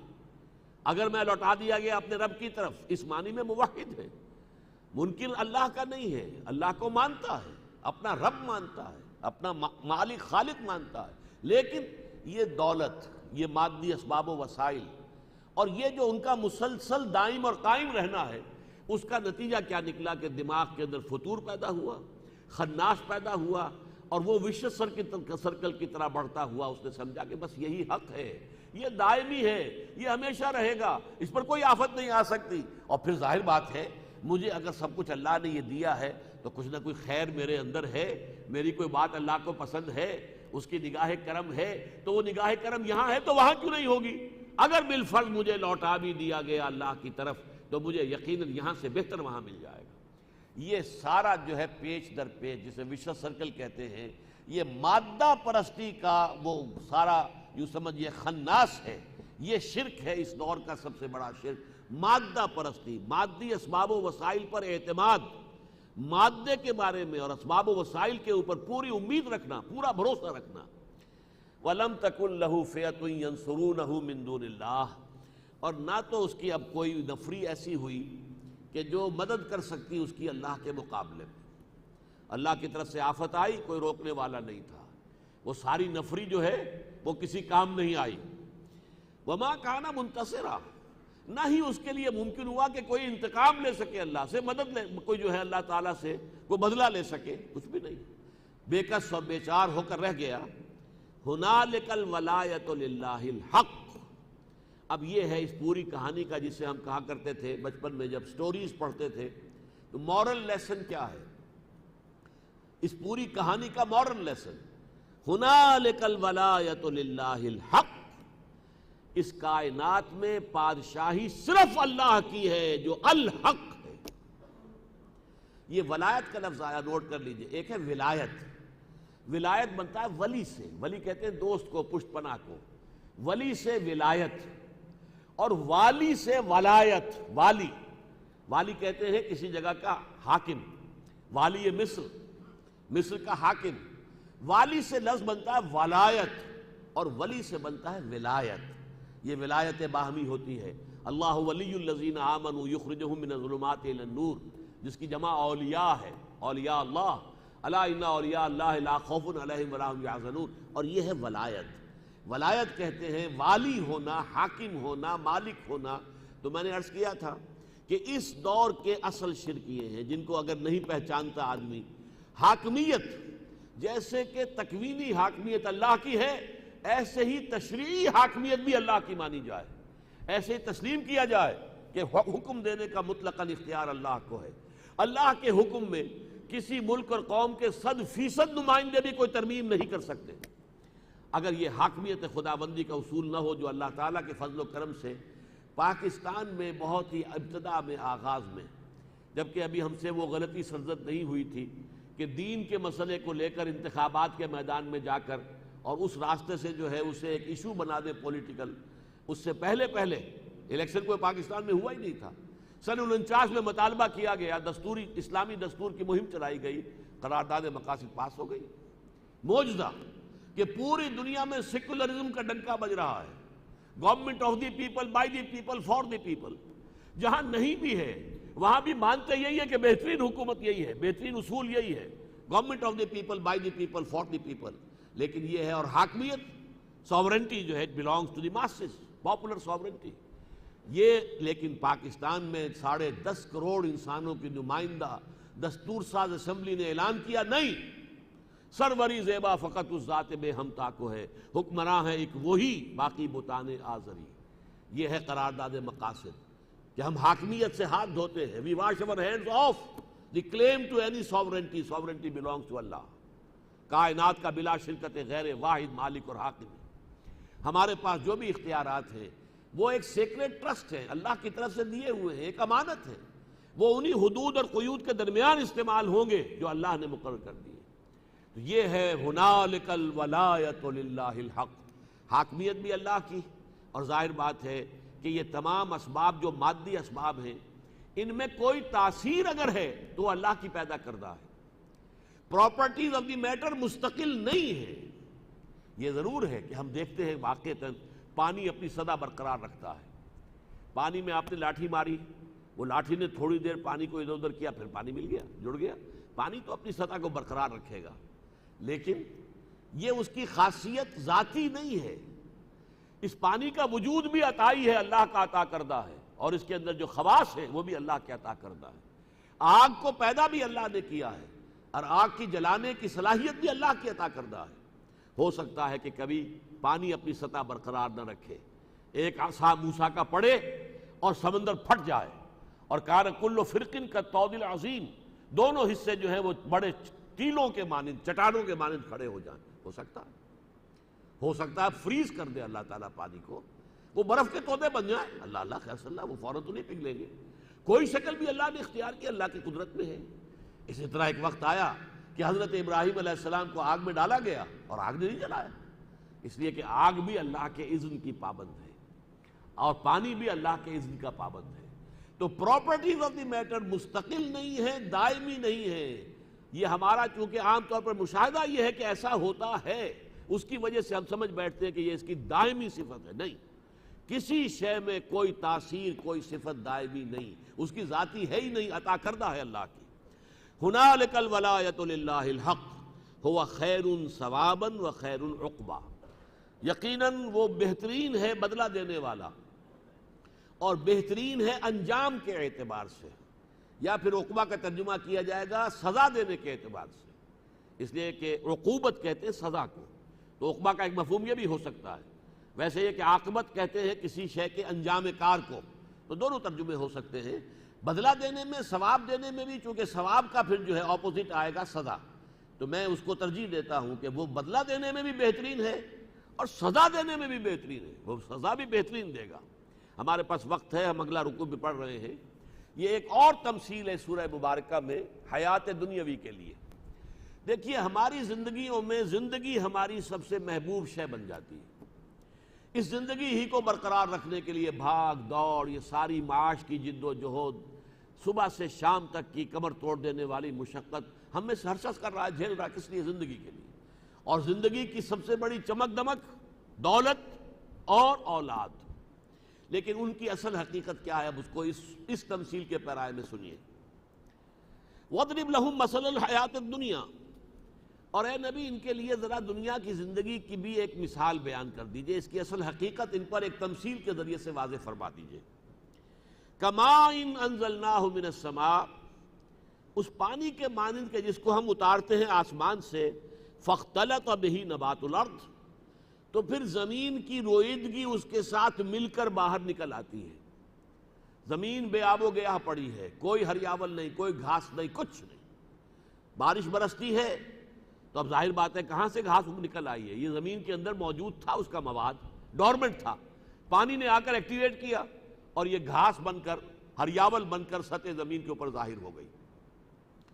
فَأَصْبَحَ حَشِيمًا تَذْرُوهُ الرِّيَاحُ، لیکن کچھ عرصے کے بعد پھر دھوپ پڑی اس پر اور وہ پیلی ہوئی، زرد ہوئی، چورا چورا ہو گئی، اور اس چورے کو پھر ہوا جو ہے لے کر اڑتی ہے ادھر سے ادھر، ادھر سے ادھر۔ یہ ایک سائیکل ہے جو آپ کی دنیا کے اندر آپ کی نگاہوں کے سامنے ہے۔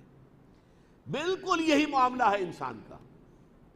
انسان کا ایک وجود ہے مادی جو اس زمین سے آیا ہے، لیکن ایک اس کے لیے وہ ہے روح جو آسمان سے آتی ہے۔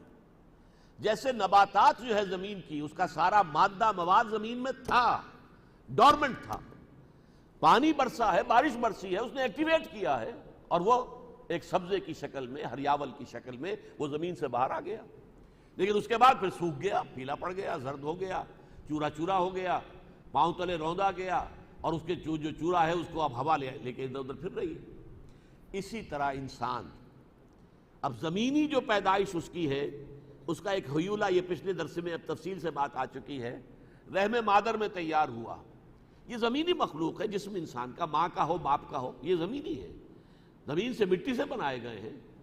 وَلَقَدْ خَلَقْنَا الْإِنسَانَ مِنْ صُلَالَةٍ مِنْ طِينٍ ثُمَّ جَعَلْنَاهُ نُطْفَةً فِي قَرَارٍ مَكِينٍ ثُمَّ خَلَقْنَا النُّطْفَةَ عَلَقَةً فَخَلَقْنَا الْعَلَقَةَ مُضْغَةً فَخَلَقْنَا الْمُضْغَةَ عِظَامًا فَكَسَوْنَا الْعِظَامَ لَحْمًا ثُمَّ أَنشَأْنَاهُ خَلْقًا آخَرَ، اور اس کے بارے میں حدیث آپ کو پچھلی مرتبہ سنا چکا ہوں کہ جب 4 مہینے کا جنین ہوتا ہے، امبریو ہوتا ہے ماں کے پیٹ میں، پھر آسمان سے فرشتہ بھیجا جاتا ہے، ثم یرسل الیہ الملک۔ یہ حدیث جو متفق علیہ ہے، بخاری اور مسلم دونوں میں، حضرت ابو عبد الرحمن عبداللہ ابن مسعود رضی اللہ تعالیٰ عنہ سے مروی ہے، اور وہ کہتے ہیں کہ حضور نے فرمایا وَهُوَ الصادق المصدوق، کوئی شک نہ کرنا اس بات میں جو حضور کہہ رہے ہیں، اس لیے کہ حضور سچے ہیں اور ان کی سچائی پر اللہ گواہ ہے۔ پھر وہ بات کیا بتائی؟ ان احدکم، حضور نے فرمایا تم میں سے ہر شخص کا، یجمع خلقہ فی بطن امہ 40 لیلۃ نطفۃ ثم علقۃ مثل ذلک ثم مضغۃ مثل ذلک ثم یرسل الملک فینفخ فیہ الروح۔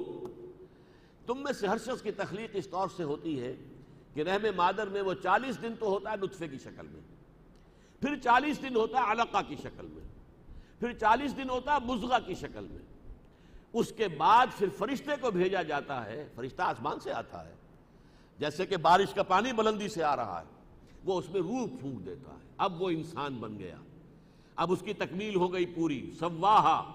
اب وہ جب برآمد ہوا، ثم نخرجکم طفلا، یہ پچھلے درس میں تمام آیات آ چکی ہیں، سورہ حج کی اور سورہ مومنون کی، ثم نخرجہ طفلا، تو پھر اس کے بعد بچہ جو ہے وہ رحم مادر سے برآمد ہوا، پھر وہ اپنی پوری عمر کو پہنچا، لیکن اس کے بعد پھر چہروں پر جھریاں پڑیں، بال جو ہیں وہ سیاہ نہیں سفید ہو گئے، اعضاء جو ہیں اور اعصاب جواب دے گئے، پھر وہ مرا اور وہ مٹی کے اندر مل کر پھر مٹی ہو گیا۔ جو شے وہاں سے آئی تھی وہ وہیں گئی، وہ وہاں سے آئی تھی، انا للہ و انا الیہ راجعون۔ ہمارا اصل وجود جو ہے روحانی وجود، جس کی وجہ سے کہ ہم مسجود ملائک بنے ہیں، جس کی وجہ سے کہ ہم خلیفۃ اللہ فی الارض قرار پائے ہیں، وہ تو انا للہ ہے، وہاں سے آئی تھی، و انا الیہ راجعون۔ زمین سے جو آیا تھا، مٹی سے جو حیولہ بنا تھا، رحم مادر میں جو پروان چڑھا تھا، وہ پھر مٹی میں چلا گیا۔ یہ ہے مثال زندگی کی۔ اب اس کا نتیجہ کیا نکالا؟ وَكَانَ اللَّهُ عَلَىٰ كُلِّ شَيْءٍ مُقْتَدِرًا، اللہ ہر شے پر قادر ہے، قدرت رکھتا ہے۔ المال والبنون زینۃ الحیات الدنیا، یہ میں نے شروع میں عرض کیا تھا، اس سورہ مبارکہ کا مرکزی مضمون یہ ہے۔ دیکھو، مال اور اولاد یہ اس دنیا کی زندگی کی زیبائش اور آرائش ہے، تمہاری روح کا اس سے کوئی تعلق نہیں، وہ تو تنہا تھی، وہاں سے آئی ہے، تنہائی چلی گئی ہے۔ روح کا نہ کوئی باپ ہے، نہ بیٹا ہے، نہ بیوی ہے، نہ شوہر ہے۔ روح تو در حقیقت قل الروح من امر ربی، تمہارا اصل روحانی وجود وہ در حقیقت ان تمام رشتوں سے اور علائق سے بالکل جدا ہے، علیحدہ ہے، انڈیپینڈنٹ ہے۔ یہ مال و دولت دنیا، کس قدر پیارے الفاظ ہیں علامہ اقبال کے۔ واقعہ یہ کہ ان کی نظموں میں یہ نظم جو ہے بہت کلائمیکس کی ہے، چوٹی کی ہے۔ یہ مال و دولت دنیا، یہ رشتہ و پیوند، بتان وہم و گما لا الہ الا اللہ، یہ سب بتان وہم و گما ہے۔ کیا رشتے، کیا یہ ہمارے آپس کے تعلقات ہیں؟ یہ سب اس ہمارا مادی وجود جو ہے یہ اس کے رشتے ہیں۔ کسی کا میں بیٹا ہوں اور کوئی میرا بیٹا ہے، یہ میرے مادی وجود کے حوالے سے ہے، ورنہ اس کی روح، میرے والد کی روح، میری روح اور میری بیٹوں کی روح ایک ہی وقت میں موجود تھے قیامت میں، جبکہ انہیں پیدا کیا گیا اور کہا گیا کہ ارواح جلود مجندہ، وہ لشکروں کی شکل میں تھے، سب کی عمر ایک ہے، برابر ہیں سب کے سب عمر کے اعتبار سے، چاہے وہ اب ہمارے حوال سے ہمارے کوئی جد امجد جو ہیں 2000 سال پہلے یا 200 سال پہلے وہاں سے آئے تھے، عراق سے آئے تھے، یہاں آباد ہوئے تھے، یہ ہوا تھا، یہ سب کچھ جو ہے یہ صرف ہمارے اس مادی حیوانی وجود کے اعتبار سے، اور اس کے لیے ایک آزمائش کے طور پر، جیسے کہ پہلے رکوع میں فرمایا تھا، انا جعلنا ما علی الارض زینۃ لہا لنبلوہم ایہم احسن عملا، ہم نے اس دنیا کے اوپر جو کچھ پیدا کیا ہے اسے اس کا گہنا بنا دیا ہے، بناؤ سنگھار بنا دیا ہے، زیبائش اور آرائش کا ذریعہ بنا دیا ہے، اس کی چہل پہل جو ہے اور اس کی رونقیں جو ہے بڑی دلکش ہیں، لیکن وَإِنَّا لَجَاعِلُوهَا سَعِيدًا جُرُزًا، لیکن ایک دن آئے گا یہ سب جس طریقے سے کہ کھیتی کٹ جاتی ہے اور کچھ نہیں رہتا، بہت چٹیل زمین پھر نظر آنے لگتی ہے، جو پہلے ڈھکی ہوئی تھی فصل کے نیچے، اسی طرح یہ دنیا ہو جائے گی، زمین کا حال وہی ہوگا قیامت کے دن۔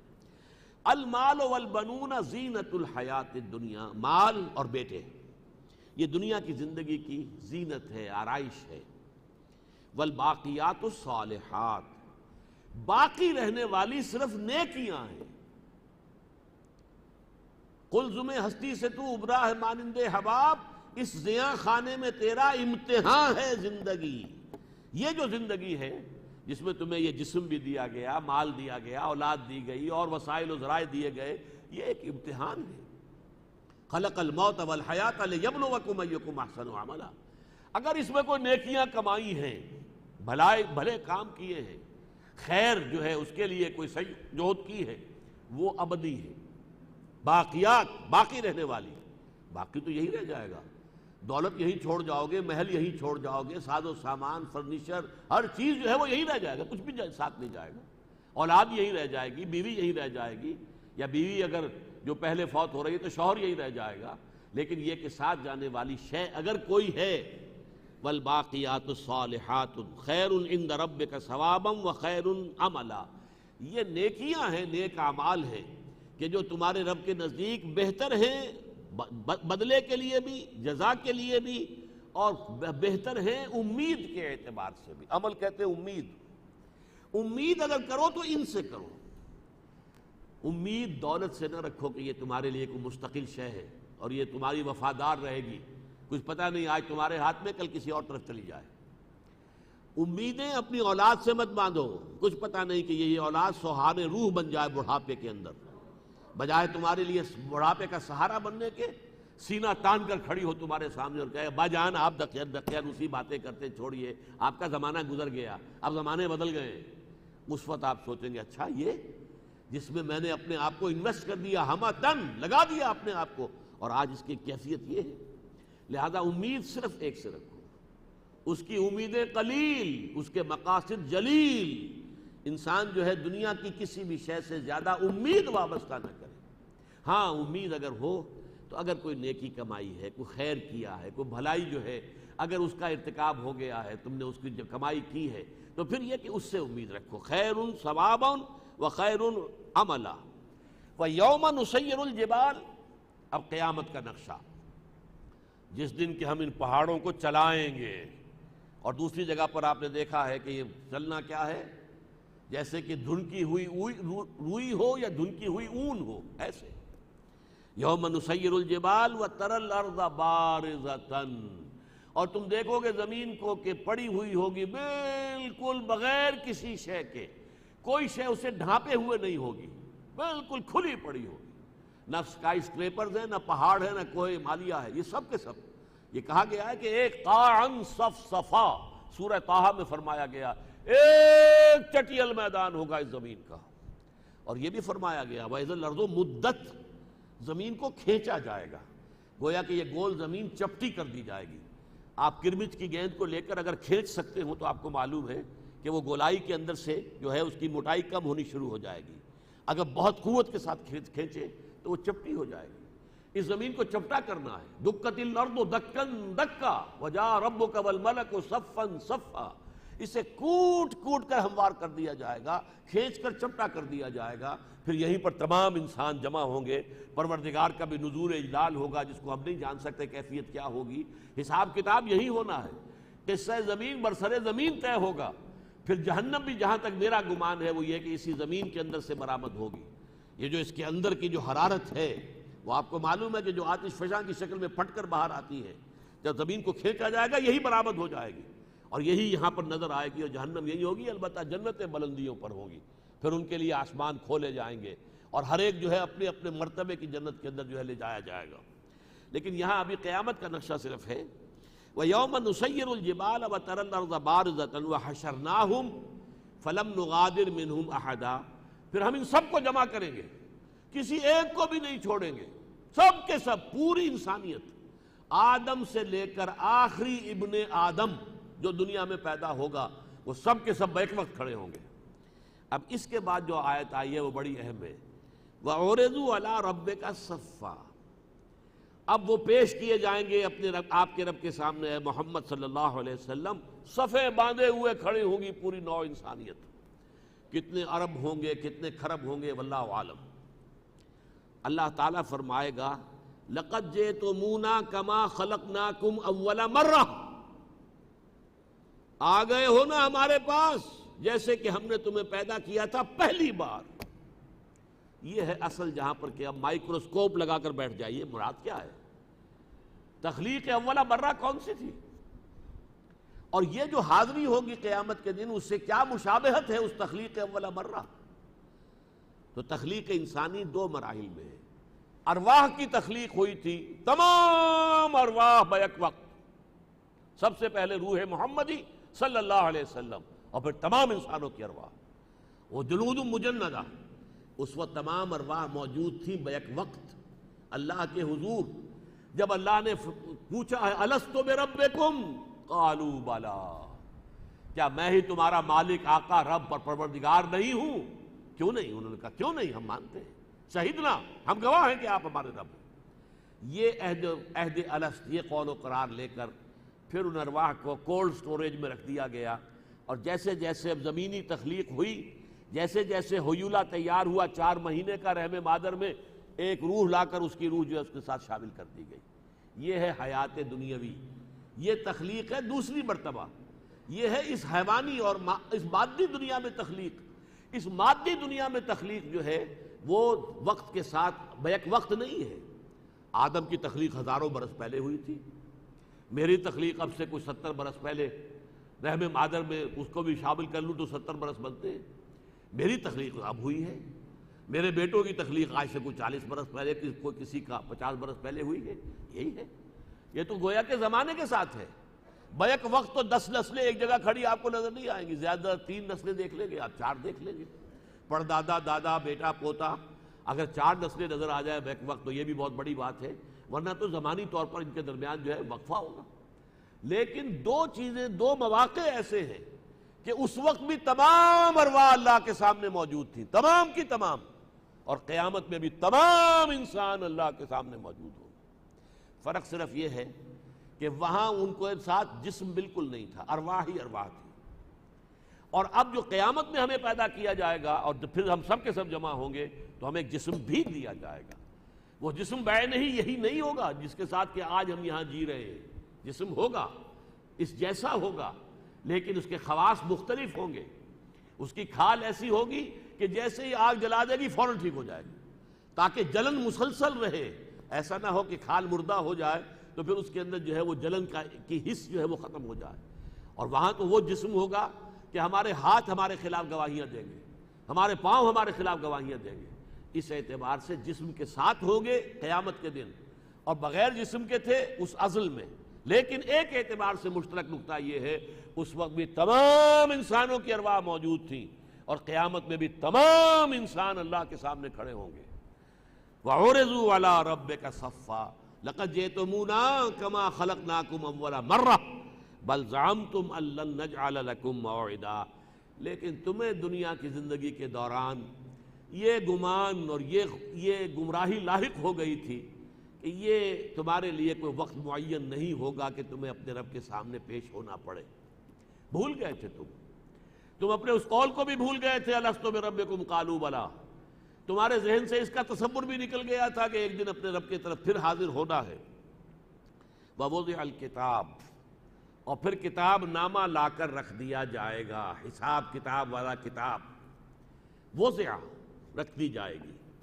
اس کو میں کہا کرتا ہوں کہ یہ کوئی بہت بڑا کمپیوٹر ہوگا، جو آج کا بڑے سے بڑا کمپیوٹر جو بھی ہے، سپر کمپیوٹرز، ان سے بھی 1000 گنا بڑا، 1,00,000 گنا بڑا کمپیوٹر، جس میں ہر فرد نوع بشر کی پوری زندگی کی فلم، اس کی زبان سے نکلا ہوا ایک ایک حرف محفوظ ہوگا۔ آپ دیکھتے ہیں کمپیوٹر میں ایک بٹن دباتے ہیں اور سب کچھ آ جاتا ہے سامنے، ایک بٹن۔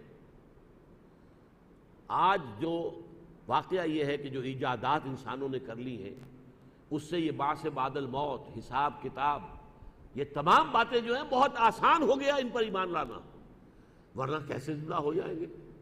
آج ہم آوازیں سنتے ہیں، جو فوت ہو چکے ان کی تقریریں سنتے ہیں، فوت ہو چکے تقریریں محفوظ ہیں۔ تو اسی طریقے سے تمام انسانوں کا ایک ایک حرف زبان سے نکلا ہوا اللہ کے ہاں محفوظ ہے۔ آج تو سمجھنا آسان ہے، اگر ٹیپ ریکارڈر، ہمارا ایجاد کردہ ٹیپ ریکارڈر جو ہے وہ آوازوں کو محفوظ کر لیتا ہے، اور وہ آدمی مر گیا ہے لیکن اس کی آواز موجود ہے۔ تان سین کبھی کا مر گیا، کھپ گیا، سہگل میری مراد ہے، اس کے گانے آج بھی جو ہیں وہ فضا کے اندر لہراتے ہیں، لیکن یہ کیوں ہو گیا؟ اس لیے کہ وہ آواز محفوظ کر لی گئی، تو یہ آوازیں محفوظ ہو جائیں گی۔ ما یلفظ من قول الا لدیہ رقیب عتید، جو بات بھی زبان سے نکلتی ہے اس کو ریکارڈ کرنے والے موجود ہیں، جو بڑے مستعد ہیں، کوئی ایک حرف بھی نہیں رہ جائے گا۔ اسی طرح ایک بٹن دبے اور تمہارا فلم تمہاری چلنی شروع ہو جائے۔ دیکھ لیجئے، یہ ہیں آپ، پیدائش سے لے کر موت تک، خود دیکھ لیجئے، آپ کی گواہی کی کسی اور شے کی ضرورت ہی نہیں ہے۔ اقرا کتابک کفی بنفسک اليوم علیک حسیبا، خود اپنا اعمال نامہ دیکھ لو بھائی، پڑھ لو، کوئی اور حساب کتاب کرنے والے کی ضرورت ہی نہیں، تم کافی ہو خود۔ ووضع الکتاب فتری المجرمین مشفقین مما فیہ، تو تم دیکھو گے کہ جو مجرم ہیں وہ لرزاں و ترساں ہوں گے، ان کے چہرے خوف کے مارے زرد پڑ رہے ہوں گے، اس لیے کہ انہیں معلوم ہے کہ اس میں کیا ہے۔ جیسے امتحان کے بعد جب ہائی اسکول میں رزلٹ ڈکلیئر ہوا کرتا تھا تو بہت سے بچوں کے چہروں پر رزلٹ پہلے سے لکھا ہوا موجود ہوتا تھا. انہیں تو معلوم تھا کہ ہمیں فیل ہونا ہے، لہذا سوکھا ہوا چہرہ، اڑا ہوا رنگ. اور کچھ لوگ ایسے ہوتے تھے وہ بڑے خوش ہوتے تھے. اب انہیں تو صرف اس بات کا ہوتا تھا احتمال کہ میں فرسٹ آتا ہوں یا سیکنڈ آتا ہوں، بس ناکامی کا تو کوئی سوال نہیں. اسی طریقے سے وہ جب اعمال نامہ لا کر رکھ دیا جائے گا، وَوُضِعَ الْكِتَابُ فَتَرَى الْمُجْرِمِينَ مُشْفِقِينَ مِمَّا فِيهِ وَيَقُولُونَ، تو تم دیکھو گے ڈر رہے ہوں گے وہ مجرم اس چیز سے کہ جو اس میں محفوظ ہے، ان کے کرتوت، ان کے کارنامے، ان کے اقوال و افعال. وَيَقُولُونَ، اور وہ کہیں گے یا ویلتنا، ہائے ہماری شامت، ما لِهَذَا الْكِتَابِ، یہ کیسا اعمال نامہ ہے، کیسا ریکارڈ ہے. لا یغادر صغیرۃ ولا کبیرۃ الا احصاها، اس نے تو نہ کسی چھوٹی چیز کو چھوڑا نہ بڑی کو، مگر یہ کہ سب کا احصاء کر لیا. مائنیوٹس ڈیٹیلز. اب ظاہر بات ہے کہ اگر آپ کی زندگی کی فلم چل رہی ہے تو کون سی چیز چھپی چھپی رہ جائے گی اس میں. آپ کی ہر حرکت و سکنت جو ہے، حرکات و سکنات جملہ جو ہے محفوظ ہے. لہذا چھوٹی سی چھوٹی چیز بھی جو ہے اس کے اندر نہیں رہ گئی، بلکہ یہ کہ ہر شے کو موجود پائیں گے. جیسے کہ فرمایا گیا آخری پارے کی صورت میں، فَمَن يَعْمَلْ مِثْقَالَ ذَرَّةٍ خَيْرًا يَرَهُ وَمَن يَعْمَلْ مِثْقَالَ ذَرَّةٍ شَرًّا يَرَهُ، جو کوئی ذرے کے ہم وزن نیکی کرے گا اپنے سامنے موجود پائے گا، اور جس نے ذرے کے ہم وزن بدی کی ہوگی اپنے سامنے موجود پائے گا. تو وہ چیخیں گے اور پکاریں گے یا ویلتنا ما ذہذا الکتاب لا یغادر صغیرۃ ولا کبیرۃ الا احصاها ووجدوا ما عملوا حاضرا، اور وہ پائیں گے وہ سب کچھ کے جو عمل انہوں نے کیے تھے اپنے سامنے موجود حاضر. ولا یظلم ربک احدا، اور اے محمد صلی اللہ علیہ وسلم آپ کا رب کسی پر ظلم نہیں کرے گا. اس کے اپنے اعمال ہوں گے، ان کے اپنے کرتوت ہوں گے، ان کی اپنی کمائیاں ہوں گی جو ان کے سامنے رکھ دی جائیں گی. بارک اللہ لی ولکم فی القرآن العظیم ونفعنی وإیاکم بالآیات والذکر الحکیم.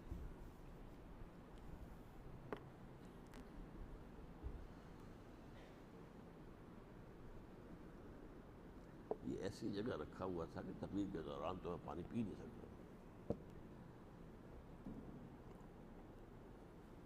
مجھ سے لینے ہیں.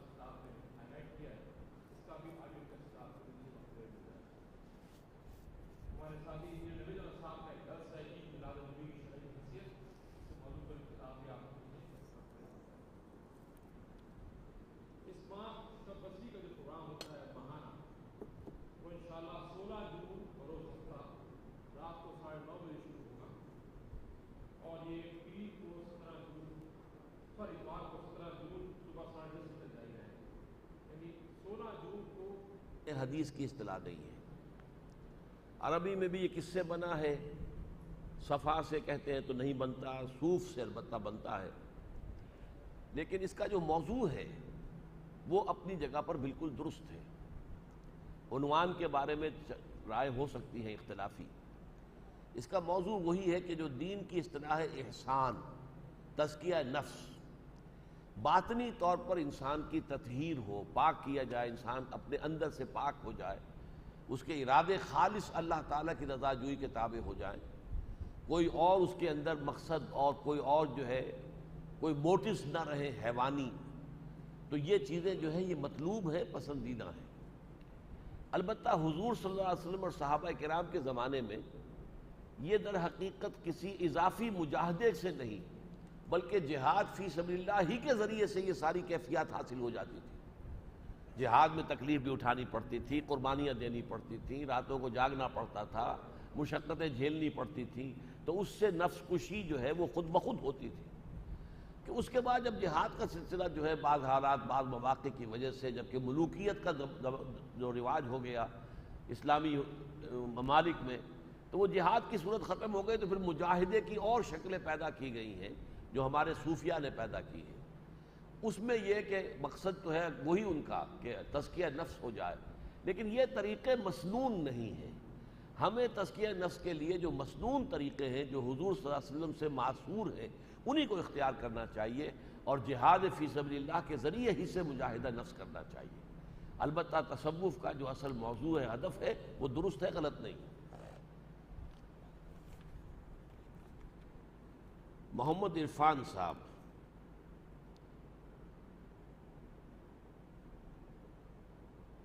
کیا بدعت بھی شرک کی ایک قسم ہے؟ اور آج کل جو بدعت حسنہ کی کس طرح استعمال کی جا رہی ہے اس کی وضاحت کریں۔ بدعت اور شرک میں فرق ہے۔ بدعت تو اسے کہتے ہیں کہ کوئی ایسی شے جو حصول ثواب کے لیے عبادت سمجھ کر سر انجام دی جائے لیکن اس کا کوئی ثبوت حضور سے اور صحابہ سے نہ ہو، وہ بدعت ہے۔ لیکن اگر حضور سے اور صحابہ سے ثابت ہے تو وہ سنت ہے، لیکن ہونی چاہیے وہ عبادات کے اندر حصول ثواب کے لیے۔ اب ایک شکل یہ ہے کہ حضور اونٹ پر سواری کرتے تھے، اور تو کوئی شے تھی نہیں، نہ ہوائی جہاز، نہ ٹرین، نہ کار، تو اب اس کو کہ گاڑی کو یا ٹرین کو یا ہوائی جہاز کو بدعت کہہ دیا جائے، یہ غلط ہے۔ یہ تو سائنٹیفک ٹیکنالوجیکل ترقی ہے جو ہو رہی ہے، لیکن جو چیزیں کہ عبادات کے ضمن میں حصول ثواب کے لیے کی جائیں ان میں کسی شے کا اضافہ نہ ہو، وہی ہو جو کہ ما انا علیہ واصحابی، جس پر کہ حضور کا اور آپ کے صحابہ کا طرز عمل تھا۔ اگر کوئی اور رسم ہم ایجاد کر لیں گے، مثلا اب یہ تیجا ہے، سوئم ہو رہا ہے، قرآن خوانی ہو رہی ہے تیسرے روز جمع ہو کر، اس کا کوئی ثبوت نہیں، نہ صحابہ کی زندگیوں میں نہ حضور کا اپنا عمل ہے، یہ در حقیقت بدعت شمار ہوگی۔ آپ جو ہے 10واں منا رہے ہیں، 7واں منا رہے ہیں، کوئی ثبوت نہیں۔ تو یہ چیزیں وہ ہیں کہ جو بدعات کی شکل میں آ گئی ہیں، اور اس لیے کہ ظاہر بات ہے کہ اس میں حصول ثواب بھی ہے اور ایصال ثواب بھی پیش نظر ہے۔ تو حصول ثواب اور ایصال ثواب کے لیے کام وہی کیے جانے چاہیے جن کا ثبوت حضور اور صحابہ کے طرز عمل میں مل جائے۔ بدعت حسنہ کا لفظ جو ہے وہ صرف حضرت عمر نے استعمال کر لیا تھا کہ تراویح کا یہ نظام جو ہے کہ سب مسلمان مل کر ایک امام کے پیچھے جماعت کی شکل میں 20 رکعت نماز پڑھیں، یہ حضور کے زمانے میں نہیں تھا، حضرت عمر نے اس کو جاری فرمایا، تو اسے بدعت کہ حالانکہ بدعت اس لیے نہیں ہے کہ حضرت عمر تو خود صحابی ہیں، خلیفہ ہیں، حضور نے تو فرمایا علیکم بسنتی و سنت الخلفاء الراشدین المہدیین، اور میں نے بھی ابھی تک جو تعریف کی ہے وہ یہ ہے کہ جس کا ثبوت صحابہ سے اور حضور سے نہ ملے، تو یہ ثبوت تو حضرت عمر سے مل رہا ہے، لہٰذا یہ اس دائرے سے خارج ہو جائے گا۔ لیکن ٹیکنیکلی حضور نے اس کے لیے بدعت کا لفظ استعمال کر دیا صرف اس لیے کہ یہ حضور کے زمانے میں نہیں تھا۔ لوگ اپنے طور پر جو ہے نمازیں پڑھتے تھے، رات کو قیام اللیل کرتے تھے، مختلف لوگ جو ہے مختلف اوقات میں، حضور صلی اللہ علیہ وسلم کا بھی معاملہ یہی ہے، آپ عام طور پر جو ہے صرف 8 رکعتیں تہجد کی جو ہے وہی ادا کرتے تھے، رمضان میں بھی، رمضان میں زیادہ طویل کر دیتے تھے، لیکن یہ ہے کہ بعد میں حضرت عمر نے یہ نظام قائم کیا، اور یہ اب ایک خلیفہ راشد کا قائم کیا ہوا نظام ہے، یہ بدعت نہیں ہے بلکہ سنت خلیفہ راشد ہے۔ علیکم بسنتی و سنت الخلفاء الراشدین المہدیین، حضور کے اپنے فرمان مبارک کے مطابق۔ البتہ حسنہ کا لفظ آپ نے خود کہہ دیا، اس لیے کہ اس کے اندر جو ہے اچھائی ہے، اگرچہ یہ حضور کے زمانے میں نہیں تھی۔ محمد آصف صاحب، جب وسائل کی اہمیت نہ ہونے کے برابر ہے تو پھر اقامت دین کے لیے انتظار کیوں کیا جا رہا ہے کہ جب تک اتنے آدمی مہیا نہیں ہوتے کوئی اقدام نہیں کیا جائے گا؟ دیکھیے، میں نے یہ نہیں کہا کہ کوئی اہمیت نہیں ہے، فیصلہ کن اہمیت وسائل کی نہیں ہے، یہ تو نہیں کہہ سکتے آپ کہ کوئی اہمیت نہیں ہے۔ آپ اگر ہل نہیں چلائیں گے، گندم نہیں بوئیں گے تو کہاں سے گندم ہو جائے گی؟ لیکن یہ نہ سمجھیے کہ یہ سارا آپ ہی کے اوپر دار و مدار ہے، بلکہ اللہ تعالیٰ کا اذن، اللہ کی مرضی۔ کوئی فعل، میں نے یہ گھڑی اٹھائی، میں نہیں اٹھا سکتا تھا اگر اللہ نہ چاہتا، تو اس کو اٹھانے کا ارادہ میرا ہے، اس ارادے کی تکمیل اللہ کی طرف سے. یہ دونوں چیزیں ہر وقت پیش نظر رہنی چاہیے. لہذا اسباب و وسائل سے مستغنی ہونا نہیں ہے. اسباب و وسائل کو استعمال کرو، بھرپور طریقے پر استعمال کرو، لیکن تمہارا توکل اسباب پر نہ ہو، بھروسہ اسباب پر نہ ہو. یہی وجہ ہے کہ غزوہ حنین میں جبکہ 12,000 صحابہ حضور کے ساتھ تھے، 12,000 کا لشکر، لیکن بھگدڑ مچ گئی. اور جبکہ حوازن کے تیر اندازوں کی طرف سے بوچھاڑ آئی ہے تیروں کی، تو عام لوگ بھاگ گئے. کہتے ہیں شبلی نے تو 30-40 کی تعداد لکھی ہے، سید سلیمان صاحب نے تصحیح کی اپنے استاد کی کہ نہیں 300-400 رہ گئے تھے. 12,000 میں سے صرف 300-400 کا رہ جانا، گویا 11,500 کا میدان سے بھاگ جانا کتنی بڑی بھگدڑ ہے. قرآن نے یہی کہا ہے وَيَوْمَ حُنَيْنٍ إِذْ أَعْجَبَتْكُمْ كَثْرَتُكُمْ. یاد کرو اس حنین کو، دن کو، حنین کے دن کو کہ تمہیں اپنی کثرت پر گھمنڈ ہو گیا تھا. تو تعداد میں 313 تھے، تم نے شکست دی اللہ کے اذن سے. 12,000 تھے، 11,000 بھاگ گئے. حالانکہ بعد میں دوڑ کے واپس آ گئے. حضور نے جب صدا لگائی اور رجز پڑھا انا النبی لا کذب انا ابن عبد المطلب اور الیہ عباد اللہ الیہ یا اصحاب الشجرہ الیہ یا اصحاب البدر، آؤ لوٹو، کہاں جا رہے ہو، اے وہ لوگوں جنہوں نے مجھ سے بیعت کی تھی درخت کے نیچے. تو پھر لوگ لوٹ آئے. لیکن یہ کہ بھروسہ نہیں ہونا چاہیے نہ تعداد پر. البتہ جب آپ پلان کریں گے کوئی کام کرنا، اس میں وسائل اور اسباب کو پیش نظر رکھنا لازم ہے اور مسنون ہے.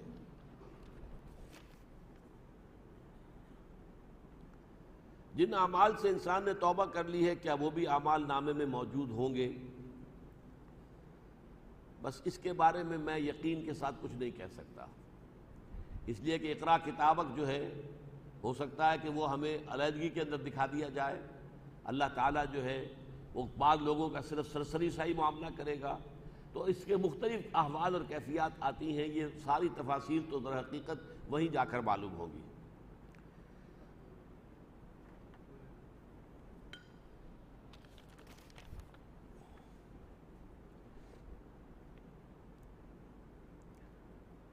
قاری احمد علی صاحب، آپ نے درس میں فرمایا قیامت میں حساب اسی زمین پر ہوگا. میں نے قرآن میں یہ آیت پڑھی ہے کہ یوم تبدل الارض غیر الارض. صحیح ہے، ہم قیامت میں زمین کو تبدیل کر کے دوسری زمین لائیں گے؟ نہیں، ہم زمین کو بدل دیں گے اس کے سوا، غیر الارض یعنی زمین کی شکل بدل دیں گے. یہ ضروری نہیں کہ اس زمین کو ہٹا کر کوئی اور زمین لائیں، زمین ہی کی والسماوات اور آسمانوں کو بھی، یعنی حیت بدل جائے گی. وہ زمین جو ہے قاعن صفصفا، یہ زمین جو ہے اس میں نہ کوئی اونچائی ہوگی، لا عوج فیہا ولا امتا، نہ کہیں کوئی اونچا ٹیلا ہوگا، نہ پہاڑ ہوں گے، بلکہ قاعن صفصفا یہی زمین کر دی جائے گی. اذا الارض مدت والقت ما فیہا وتخلت، یہ ہوگا. لیکن یہ ہے کہ زمین یہی رہے گی، البتہ اس کی شکل اور حیت بدل جائے گی. اس آیت سے ثابت ہوا کہ زمین قیامت تبدیل کر کے دوسری زمین نہیں، دوسری نہیں بلکہ زمین کی شکل بدل دی جائے گی جس سے وہ کچھ اور نظر آئے گی.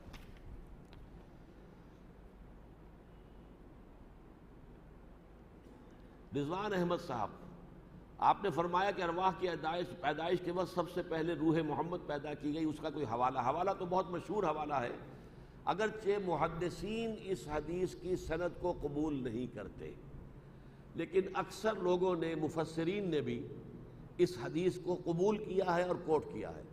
اول ما خلق اللہ نوری، اللہ نے سب سے پہلے جو شے پیدا کی وہ میرا نور، یعنی میری روح. نور چونکہ یہ روح جو ہے نورانی ہے، فرشتے بھی نورانی ہیں، نور سے پیدا کیے گئے، اور یہ ارواح انسانیہ بھی نورانی ہے، نور سے پیدا کی گئی ہیں. تو اس میں کون سے حرج کی بات ہے، کون سی مشکل بات ہے یہ ماننے کی کہ سب سے پہلے حضور کی روح مبارکہ جو ہے روح پر فتو پیدا کی گئی ہو؟ اللہ عالم، اور میں اس کا قائل ہوں. ڈاکٹر انوار احمد صاحب، کمانے کے جائز صورت اس موجودہ دور میں جہاں سود عام ہے کیا ہوگی؟ دیکھیے، سود عام ہے لیکن اس کی مقدار اور کمیت یا گاڑھا پن جو ہے سب جگہ ایک جیسا نہیں ہے. مثلا ایک ہے بینک.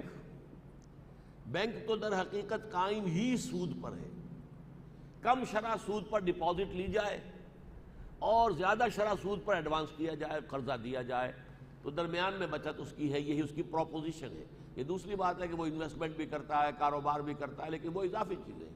بیسک جو فنکشن ہے بینک کا وہ یہ ہے کہ کم شرح سود کے اوپر لوگوں کے پیسے بچت جو ہے جمع کرے، اور یہ جو کیپٹل بن جائے پھر کاروباری لوگوں کو، کارخانے داروں کو اس میں سے قرض دے، وہ زیادہ شرح پر ہوگا، لہذا وہ بیچ میں جو فرق ہے وہ اس کی کمائی ہے۔ اب یہ تو ہو گیا ایک ایسا ادارہ جو ہمہ تن ہمہ وجود سرتا پیر سود ہی سود۔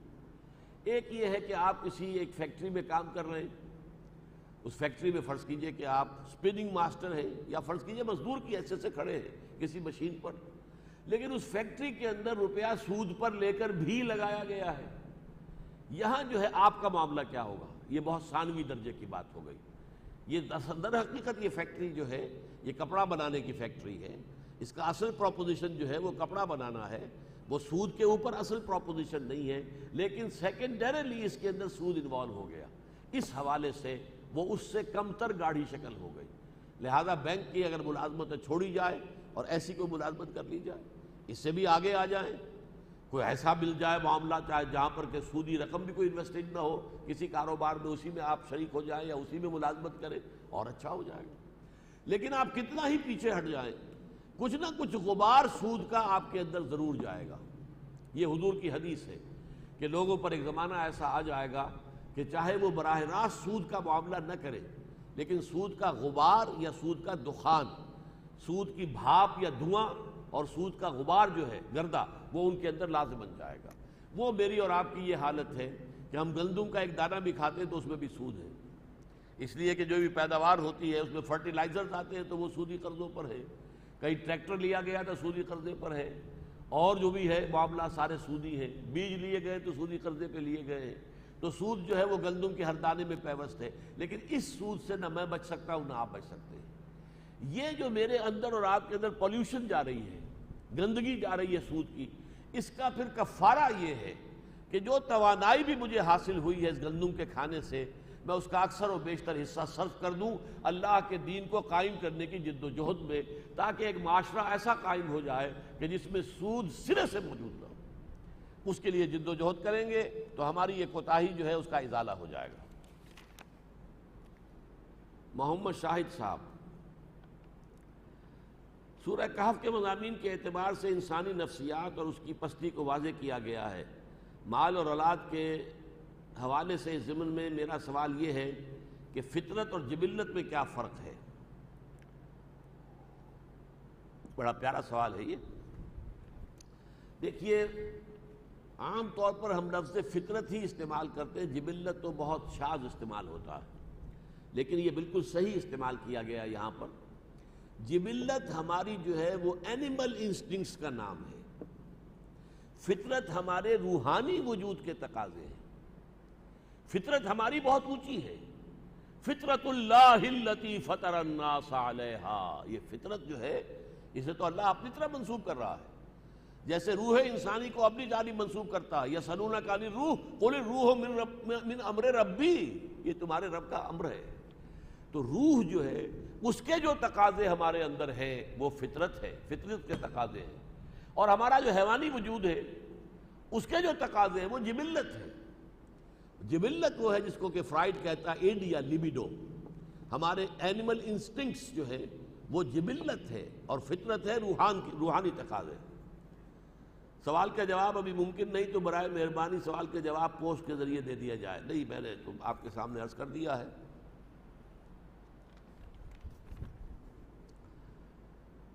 ڈاکٹر شہاب حیدر،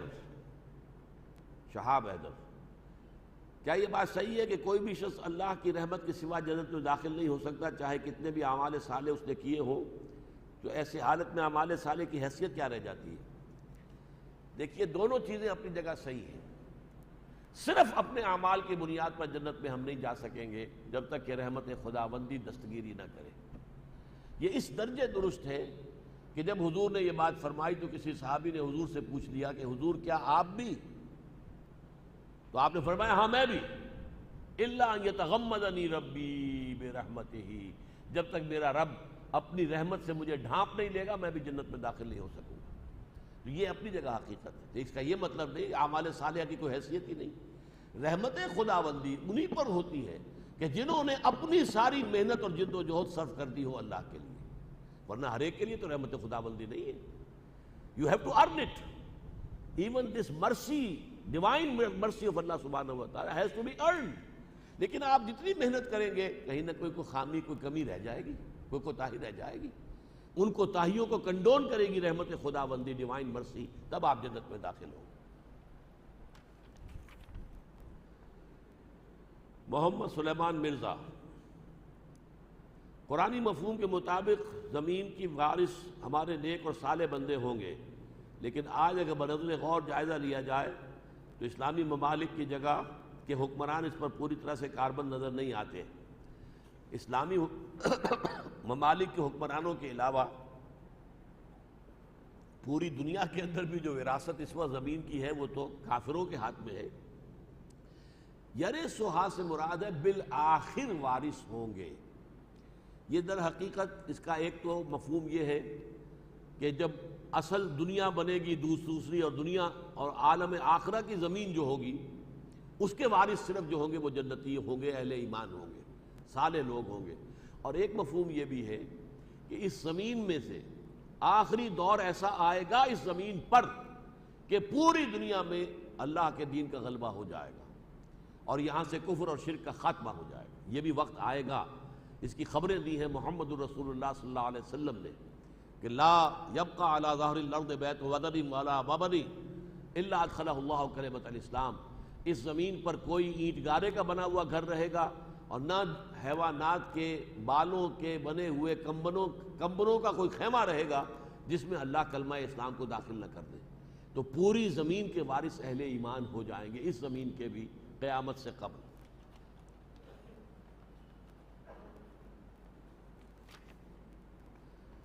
سہیل حسن جعفری صاحب، سب سے پہلے رسول اکرم کی روح پیدا کی گئی، اس کی تشریح کیجیے. میں نے تو وضاحت کر دی ہے کہ ارواح پہلے پیدا ہوئی تھی، ان میں سب سے پہلے روح جو ہے محمد الرسول اللہ صلی اللہ علیہ وسلم پیدا کی. اور مزید تشریح کیا ہے؟ لفظ سادات کی صحیح تشریح کیا ہے؟ ویسے تو عربی زبان میں السید جو کہتے ہیں وہ صرف مسٹر کے معنی میں آتا ہے، لیکن یہ کہ بہرحال سادات کا ایک تصور ہے. اور حضور کی صاحبزادی حضرت فاطمہ رضی اللہ تعالی عنہا اور حضرت علی سے جو اولاد ہوئی، ان کے دو صاحبزادے حضرت حسن اور حضرت حسین، ان کی جو اولاد ہے انہیں سادات کہا جاتا ہے.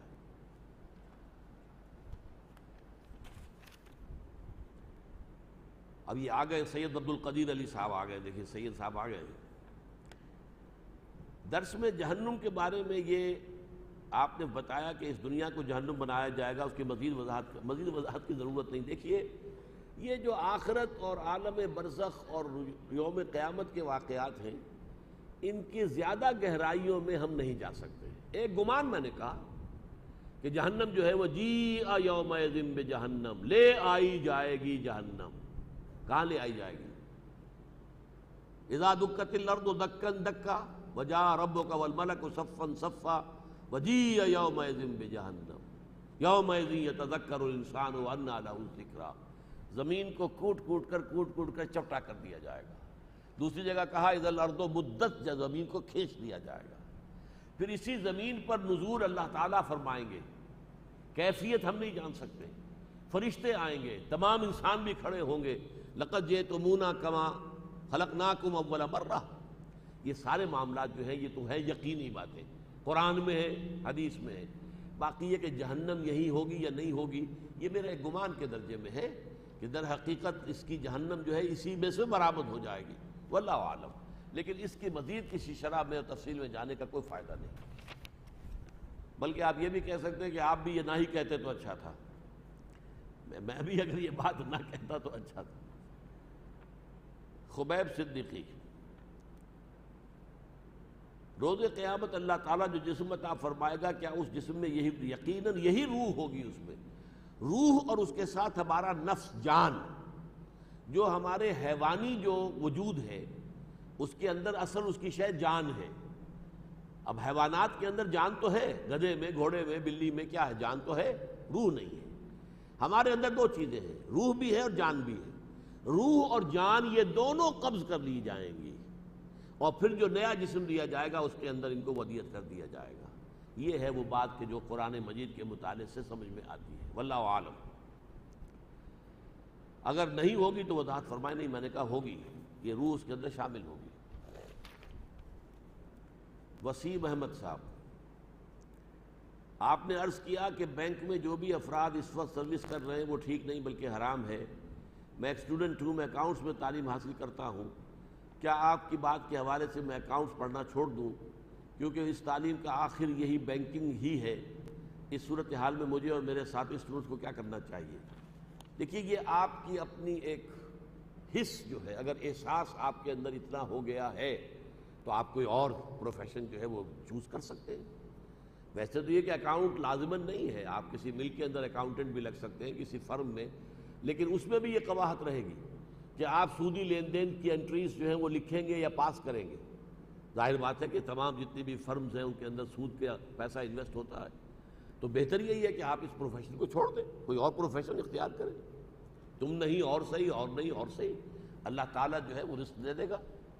اگر یہ احساس آپ کے دل میں جاگزی ہو جائے اور آپ اپنا یہ پروفیشن ترک کر دیں تو یہ بہت ہی قابل مبارکباد بات ہوگی۔ خواجہ احد صاحب، when Allah subhanahu wa ta'ala is the doer of all we do, then up to what limits we should strive for a goal? We have to strive to our utmost، لیکن ہوگا وہی جو اللہ کی اجازت ہوگی، یہ نہیں ہے بغیر ہمارے کیے کچھ اللہ نہیں کرے گا۔ کیوں کرے گا؟ آپ کریں گے اللہ منظور کرے گا، اس کا نتیجہ ظاہر ہو جائے گا۔ تو محنت آپ کو کرنی ہوگی، گندم پیدا کرنے میں محنت آپ کو کرنی ہوگی، ہل آپ کو جوتنا ہوگا، زمین جو ہے آپ کو اس کو سیراب کرنا ہوگا، بیج ڈالنا ہوگا، فصل کی دیکھ بھال کرنی ہوگی، تب گندم آئے گی۔ لیکن ان سارے کاموں میں اذن رب شامل ہے۔ اگر اللہ چاہے گا تو آپ کی ساری محنت جو ہے رائے گاں چلی جائے گی، ساری محنت آپ نے کی اور وہ جو ہے پوری کی پوری جو ہے کوئی پالا پڑ گیا یا کوئی اولے آ گئے اور آپ کی ساری محنت ضائع ہو گئی۔ تو اس حوالے سے ذہن میں یہ رکھیے کہ انجام کار نتائج اللہ کے اذن کے بغیر نہیں نکل سکتے۔ ہمارا ٹوٹل ڈیپینڈنس، ہمارا جو بھروسہ اور جو ہمارا توکل ہے وہ اسباب پر نہ ہو۔ Number 2, in the same way, if we approach a person of standing for having some work done, what is breaking point when our belief is taken as shirk that that person can do it? Yes، بہت عمدہ ہے سوال یہ بھی۔ دیکھیے، آپ کسی شخص سے کہتے ہیں کہ بھائی مجھے پانی پلا دو، آپ کو معلوم ہے پانی ہے، گھڑا ہے، یہ ہے، وہ ہے، رکھا ہے، وہ جائے گا لے آئے گا، اس میں کوئی شرک نہیں ہے۔ عام عادی جو مادی قواعد و ضوابط دنیا کے ہیں، وسائل و ذرائع، اس کے اندر کسی سے کسی کام کے کرنے کی ریکویسٹ کرنا شرک نہیں ہے۔ لیکن غیبی، ماورائی، انویزیبل طریقے پر اگر آپ نے کسی کو پکارا، اے فرشتہ میرا یہ کام کر دے، یا اے روح عبد القادر جیلانی مجھے اس مشکل سے نکال دے، یہ شرک ہو جائے گا۔ اس حوالے سے یہ شرک میں اور دنیا میں دنیاوی اسباب کے تحت کسی سے کوئی تعاون حاصل کرنا، ان میں زمین و آسمان کا فرق ہے۔ البتہ ایک عارف انسان کی بات میں آپ کو سناتا ہوں، میں سمجھتا ہوں کہ بہت گہری بات انہوں نے کہی۔ فرض کیجئے کہ آپ سمجھتے ہیں کسی شخص کے بارے میں کہ وہ آپ کی کوئی ضرورت پوری کر سکتا ہے، آپ نے جا کے اس سے کہا بھائی میری یہ ضرورت ہے، پوری کر دیجیے۔ فرض کیجئے اس نے سنی انسنی کر دی، آپ نے دوبارہ کہا، پھر بھی وہ سنی انسنی کر رہا ہے، آپ تیسری مرتبہ کہتے ہیں تو وہ بزرگ کہتے تھے اب آپ نے شرک کیا ہے۔ آپ سمجھتے ہیں کہ اسی کے ہاتھ میں ہے آپ کا وہ کام، حالانکہ ہاتھ میں اللہ کے ہے۔ وہ توجہ پہلی مرتبہ کہہ دینا کوئی حرج نہیں ہے، دوسری مرتبہ کہنا بھی اچھا نہیں ہے، پسندیدہ نہیں ہے، لیکن تیسری مرتبہ کہنا یعنی یہ سمجھنا کہ بس یہی میرا یہ کام کر سکتا ہے، یہ ایک درجے میں شرک کی شکل بن جاتی ہے۔ آپ سمجھیں کہ اللہ تعالیٰ کو اگر منظور ہوتا، میں نے اس سے کہا تھا، اللہ تعالیٰ اس کے دل کو پھیر دیتا اور وہ بات ہو جاتی۔ اب نہیں ہے، وہ اعراض کر رہا ہے، تو گویا کہ مسلسل اصرار کرنا جو ہے وہ ان چیزوں کے اندر بھی ایک شرک کسی کیفیت پیدا کر دیتا ہے۔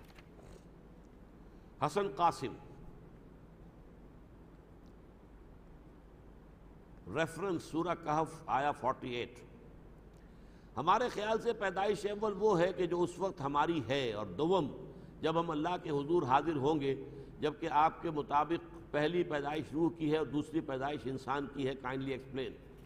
اصل میں یہ نا کہ لفظ آیا کما خلقناکم اول مرہ، لقد جئتمونا کما خلقناکم اول مرہ. اس پر غور کیجئے، یہ کما کا حق ادا نہیں ہوتا. اس دنیا میں تو ہم پیدا ہوئے ہیں تو باپ پہلے، بیٹا بعد میں، پوتا بعد میں، پڑپوتا اور بعد میں. یہ تو ایک سیریل معاملہ ہے، بیک وقت سب کا جمع ہونا. لقد جئتمونا کما خلقناکم اول مرہ. اس میں جو مشابہت ہے وہ یہ ہے کہ جب ہم عالم ارواح میں تھے، جبکہ ہم سے کہا گیا الست بربکم قالوا بلا، تب بھی ہم سب کے سب اللہ کے سامنے موجود تھے، اور اب دوبارہ قیامت کے دن اسی طریقے سے ہم موجود ہوں گے.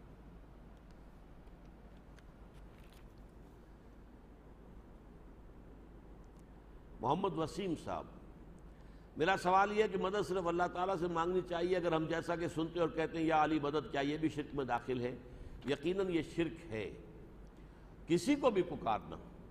اور یہ اللہ کا شکر ہے کہ اگرچہ ہمارے ہاں جو بریلوی مکتب فکر ہے وہ یا محمد کہنے کو تو صحیح سمجھتے ہیں اور لکھتے بھی ہیں مسجدوں میں، لیکن یا محمد مدد کبھی نہیں کہتے ہیں. یہ اللہ کا شکر ہے. یہ ظلم جو ہے حضرت علی ہی پر ہوتا ہے رضی اللہ تعالی عنہ، اور حضور نے فرمایا بھی تھا کہ اے علی، تمہارے ساتھ وہی سلوک ہوگا جو میرے بھائی عیسیٰ کے ساتھ ہوا تھا. کچھ لوگوں نے ان کی محبت میں غلو کیا، انہیں خدا کا بیٹا بنا دیا.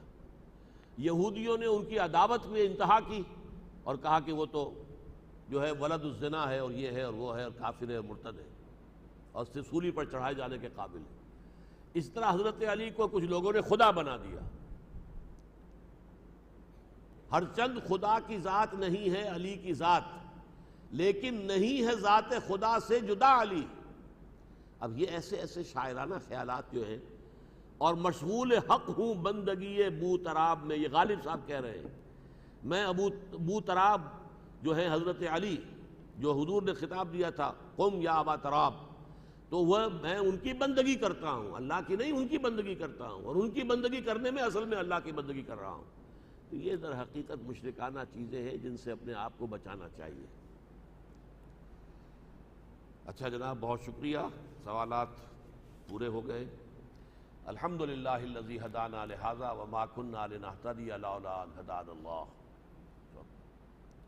سبحانک اللہم وبحمدک نشہد ان لا الہ الا انت نستغفرک ونتوب الیک.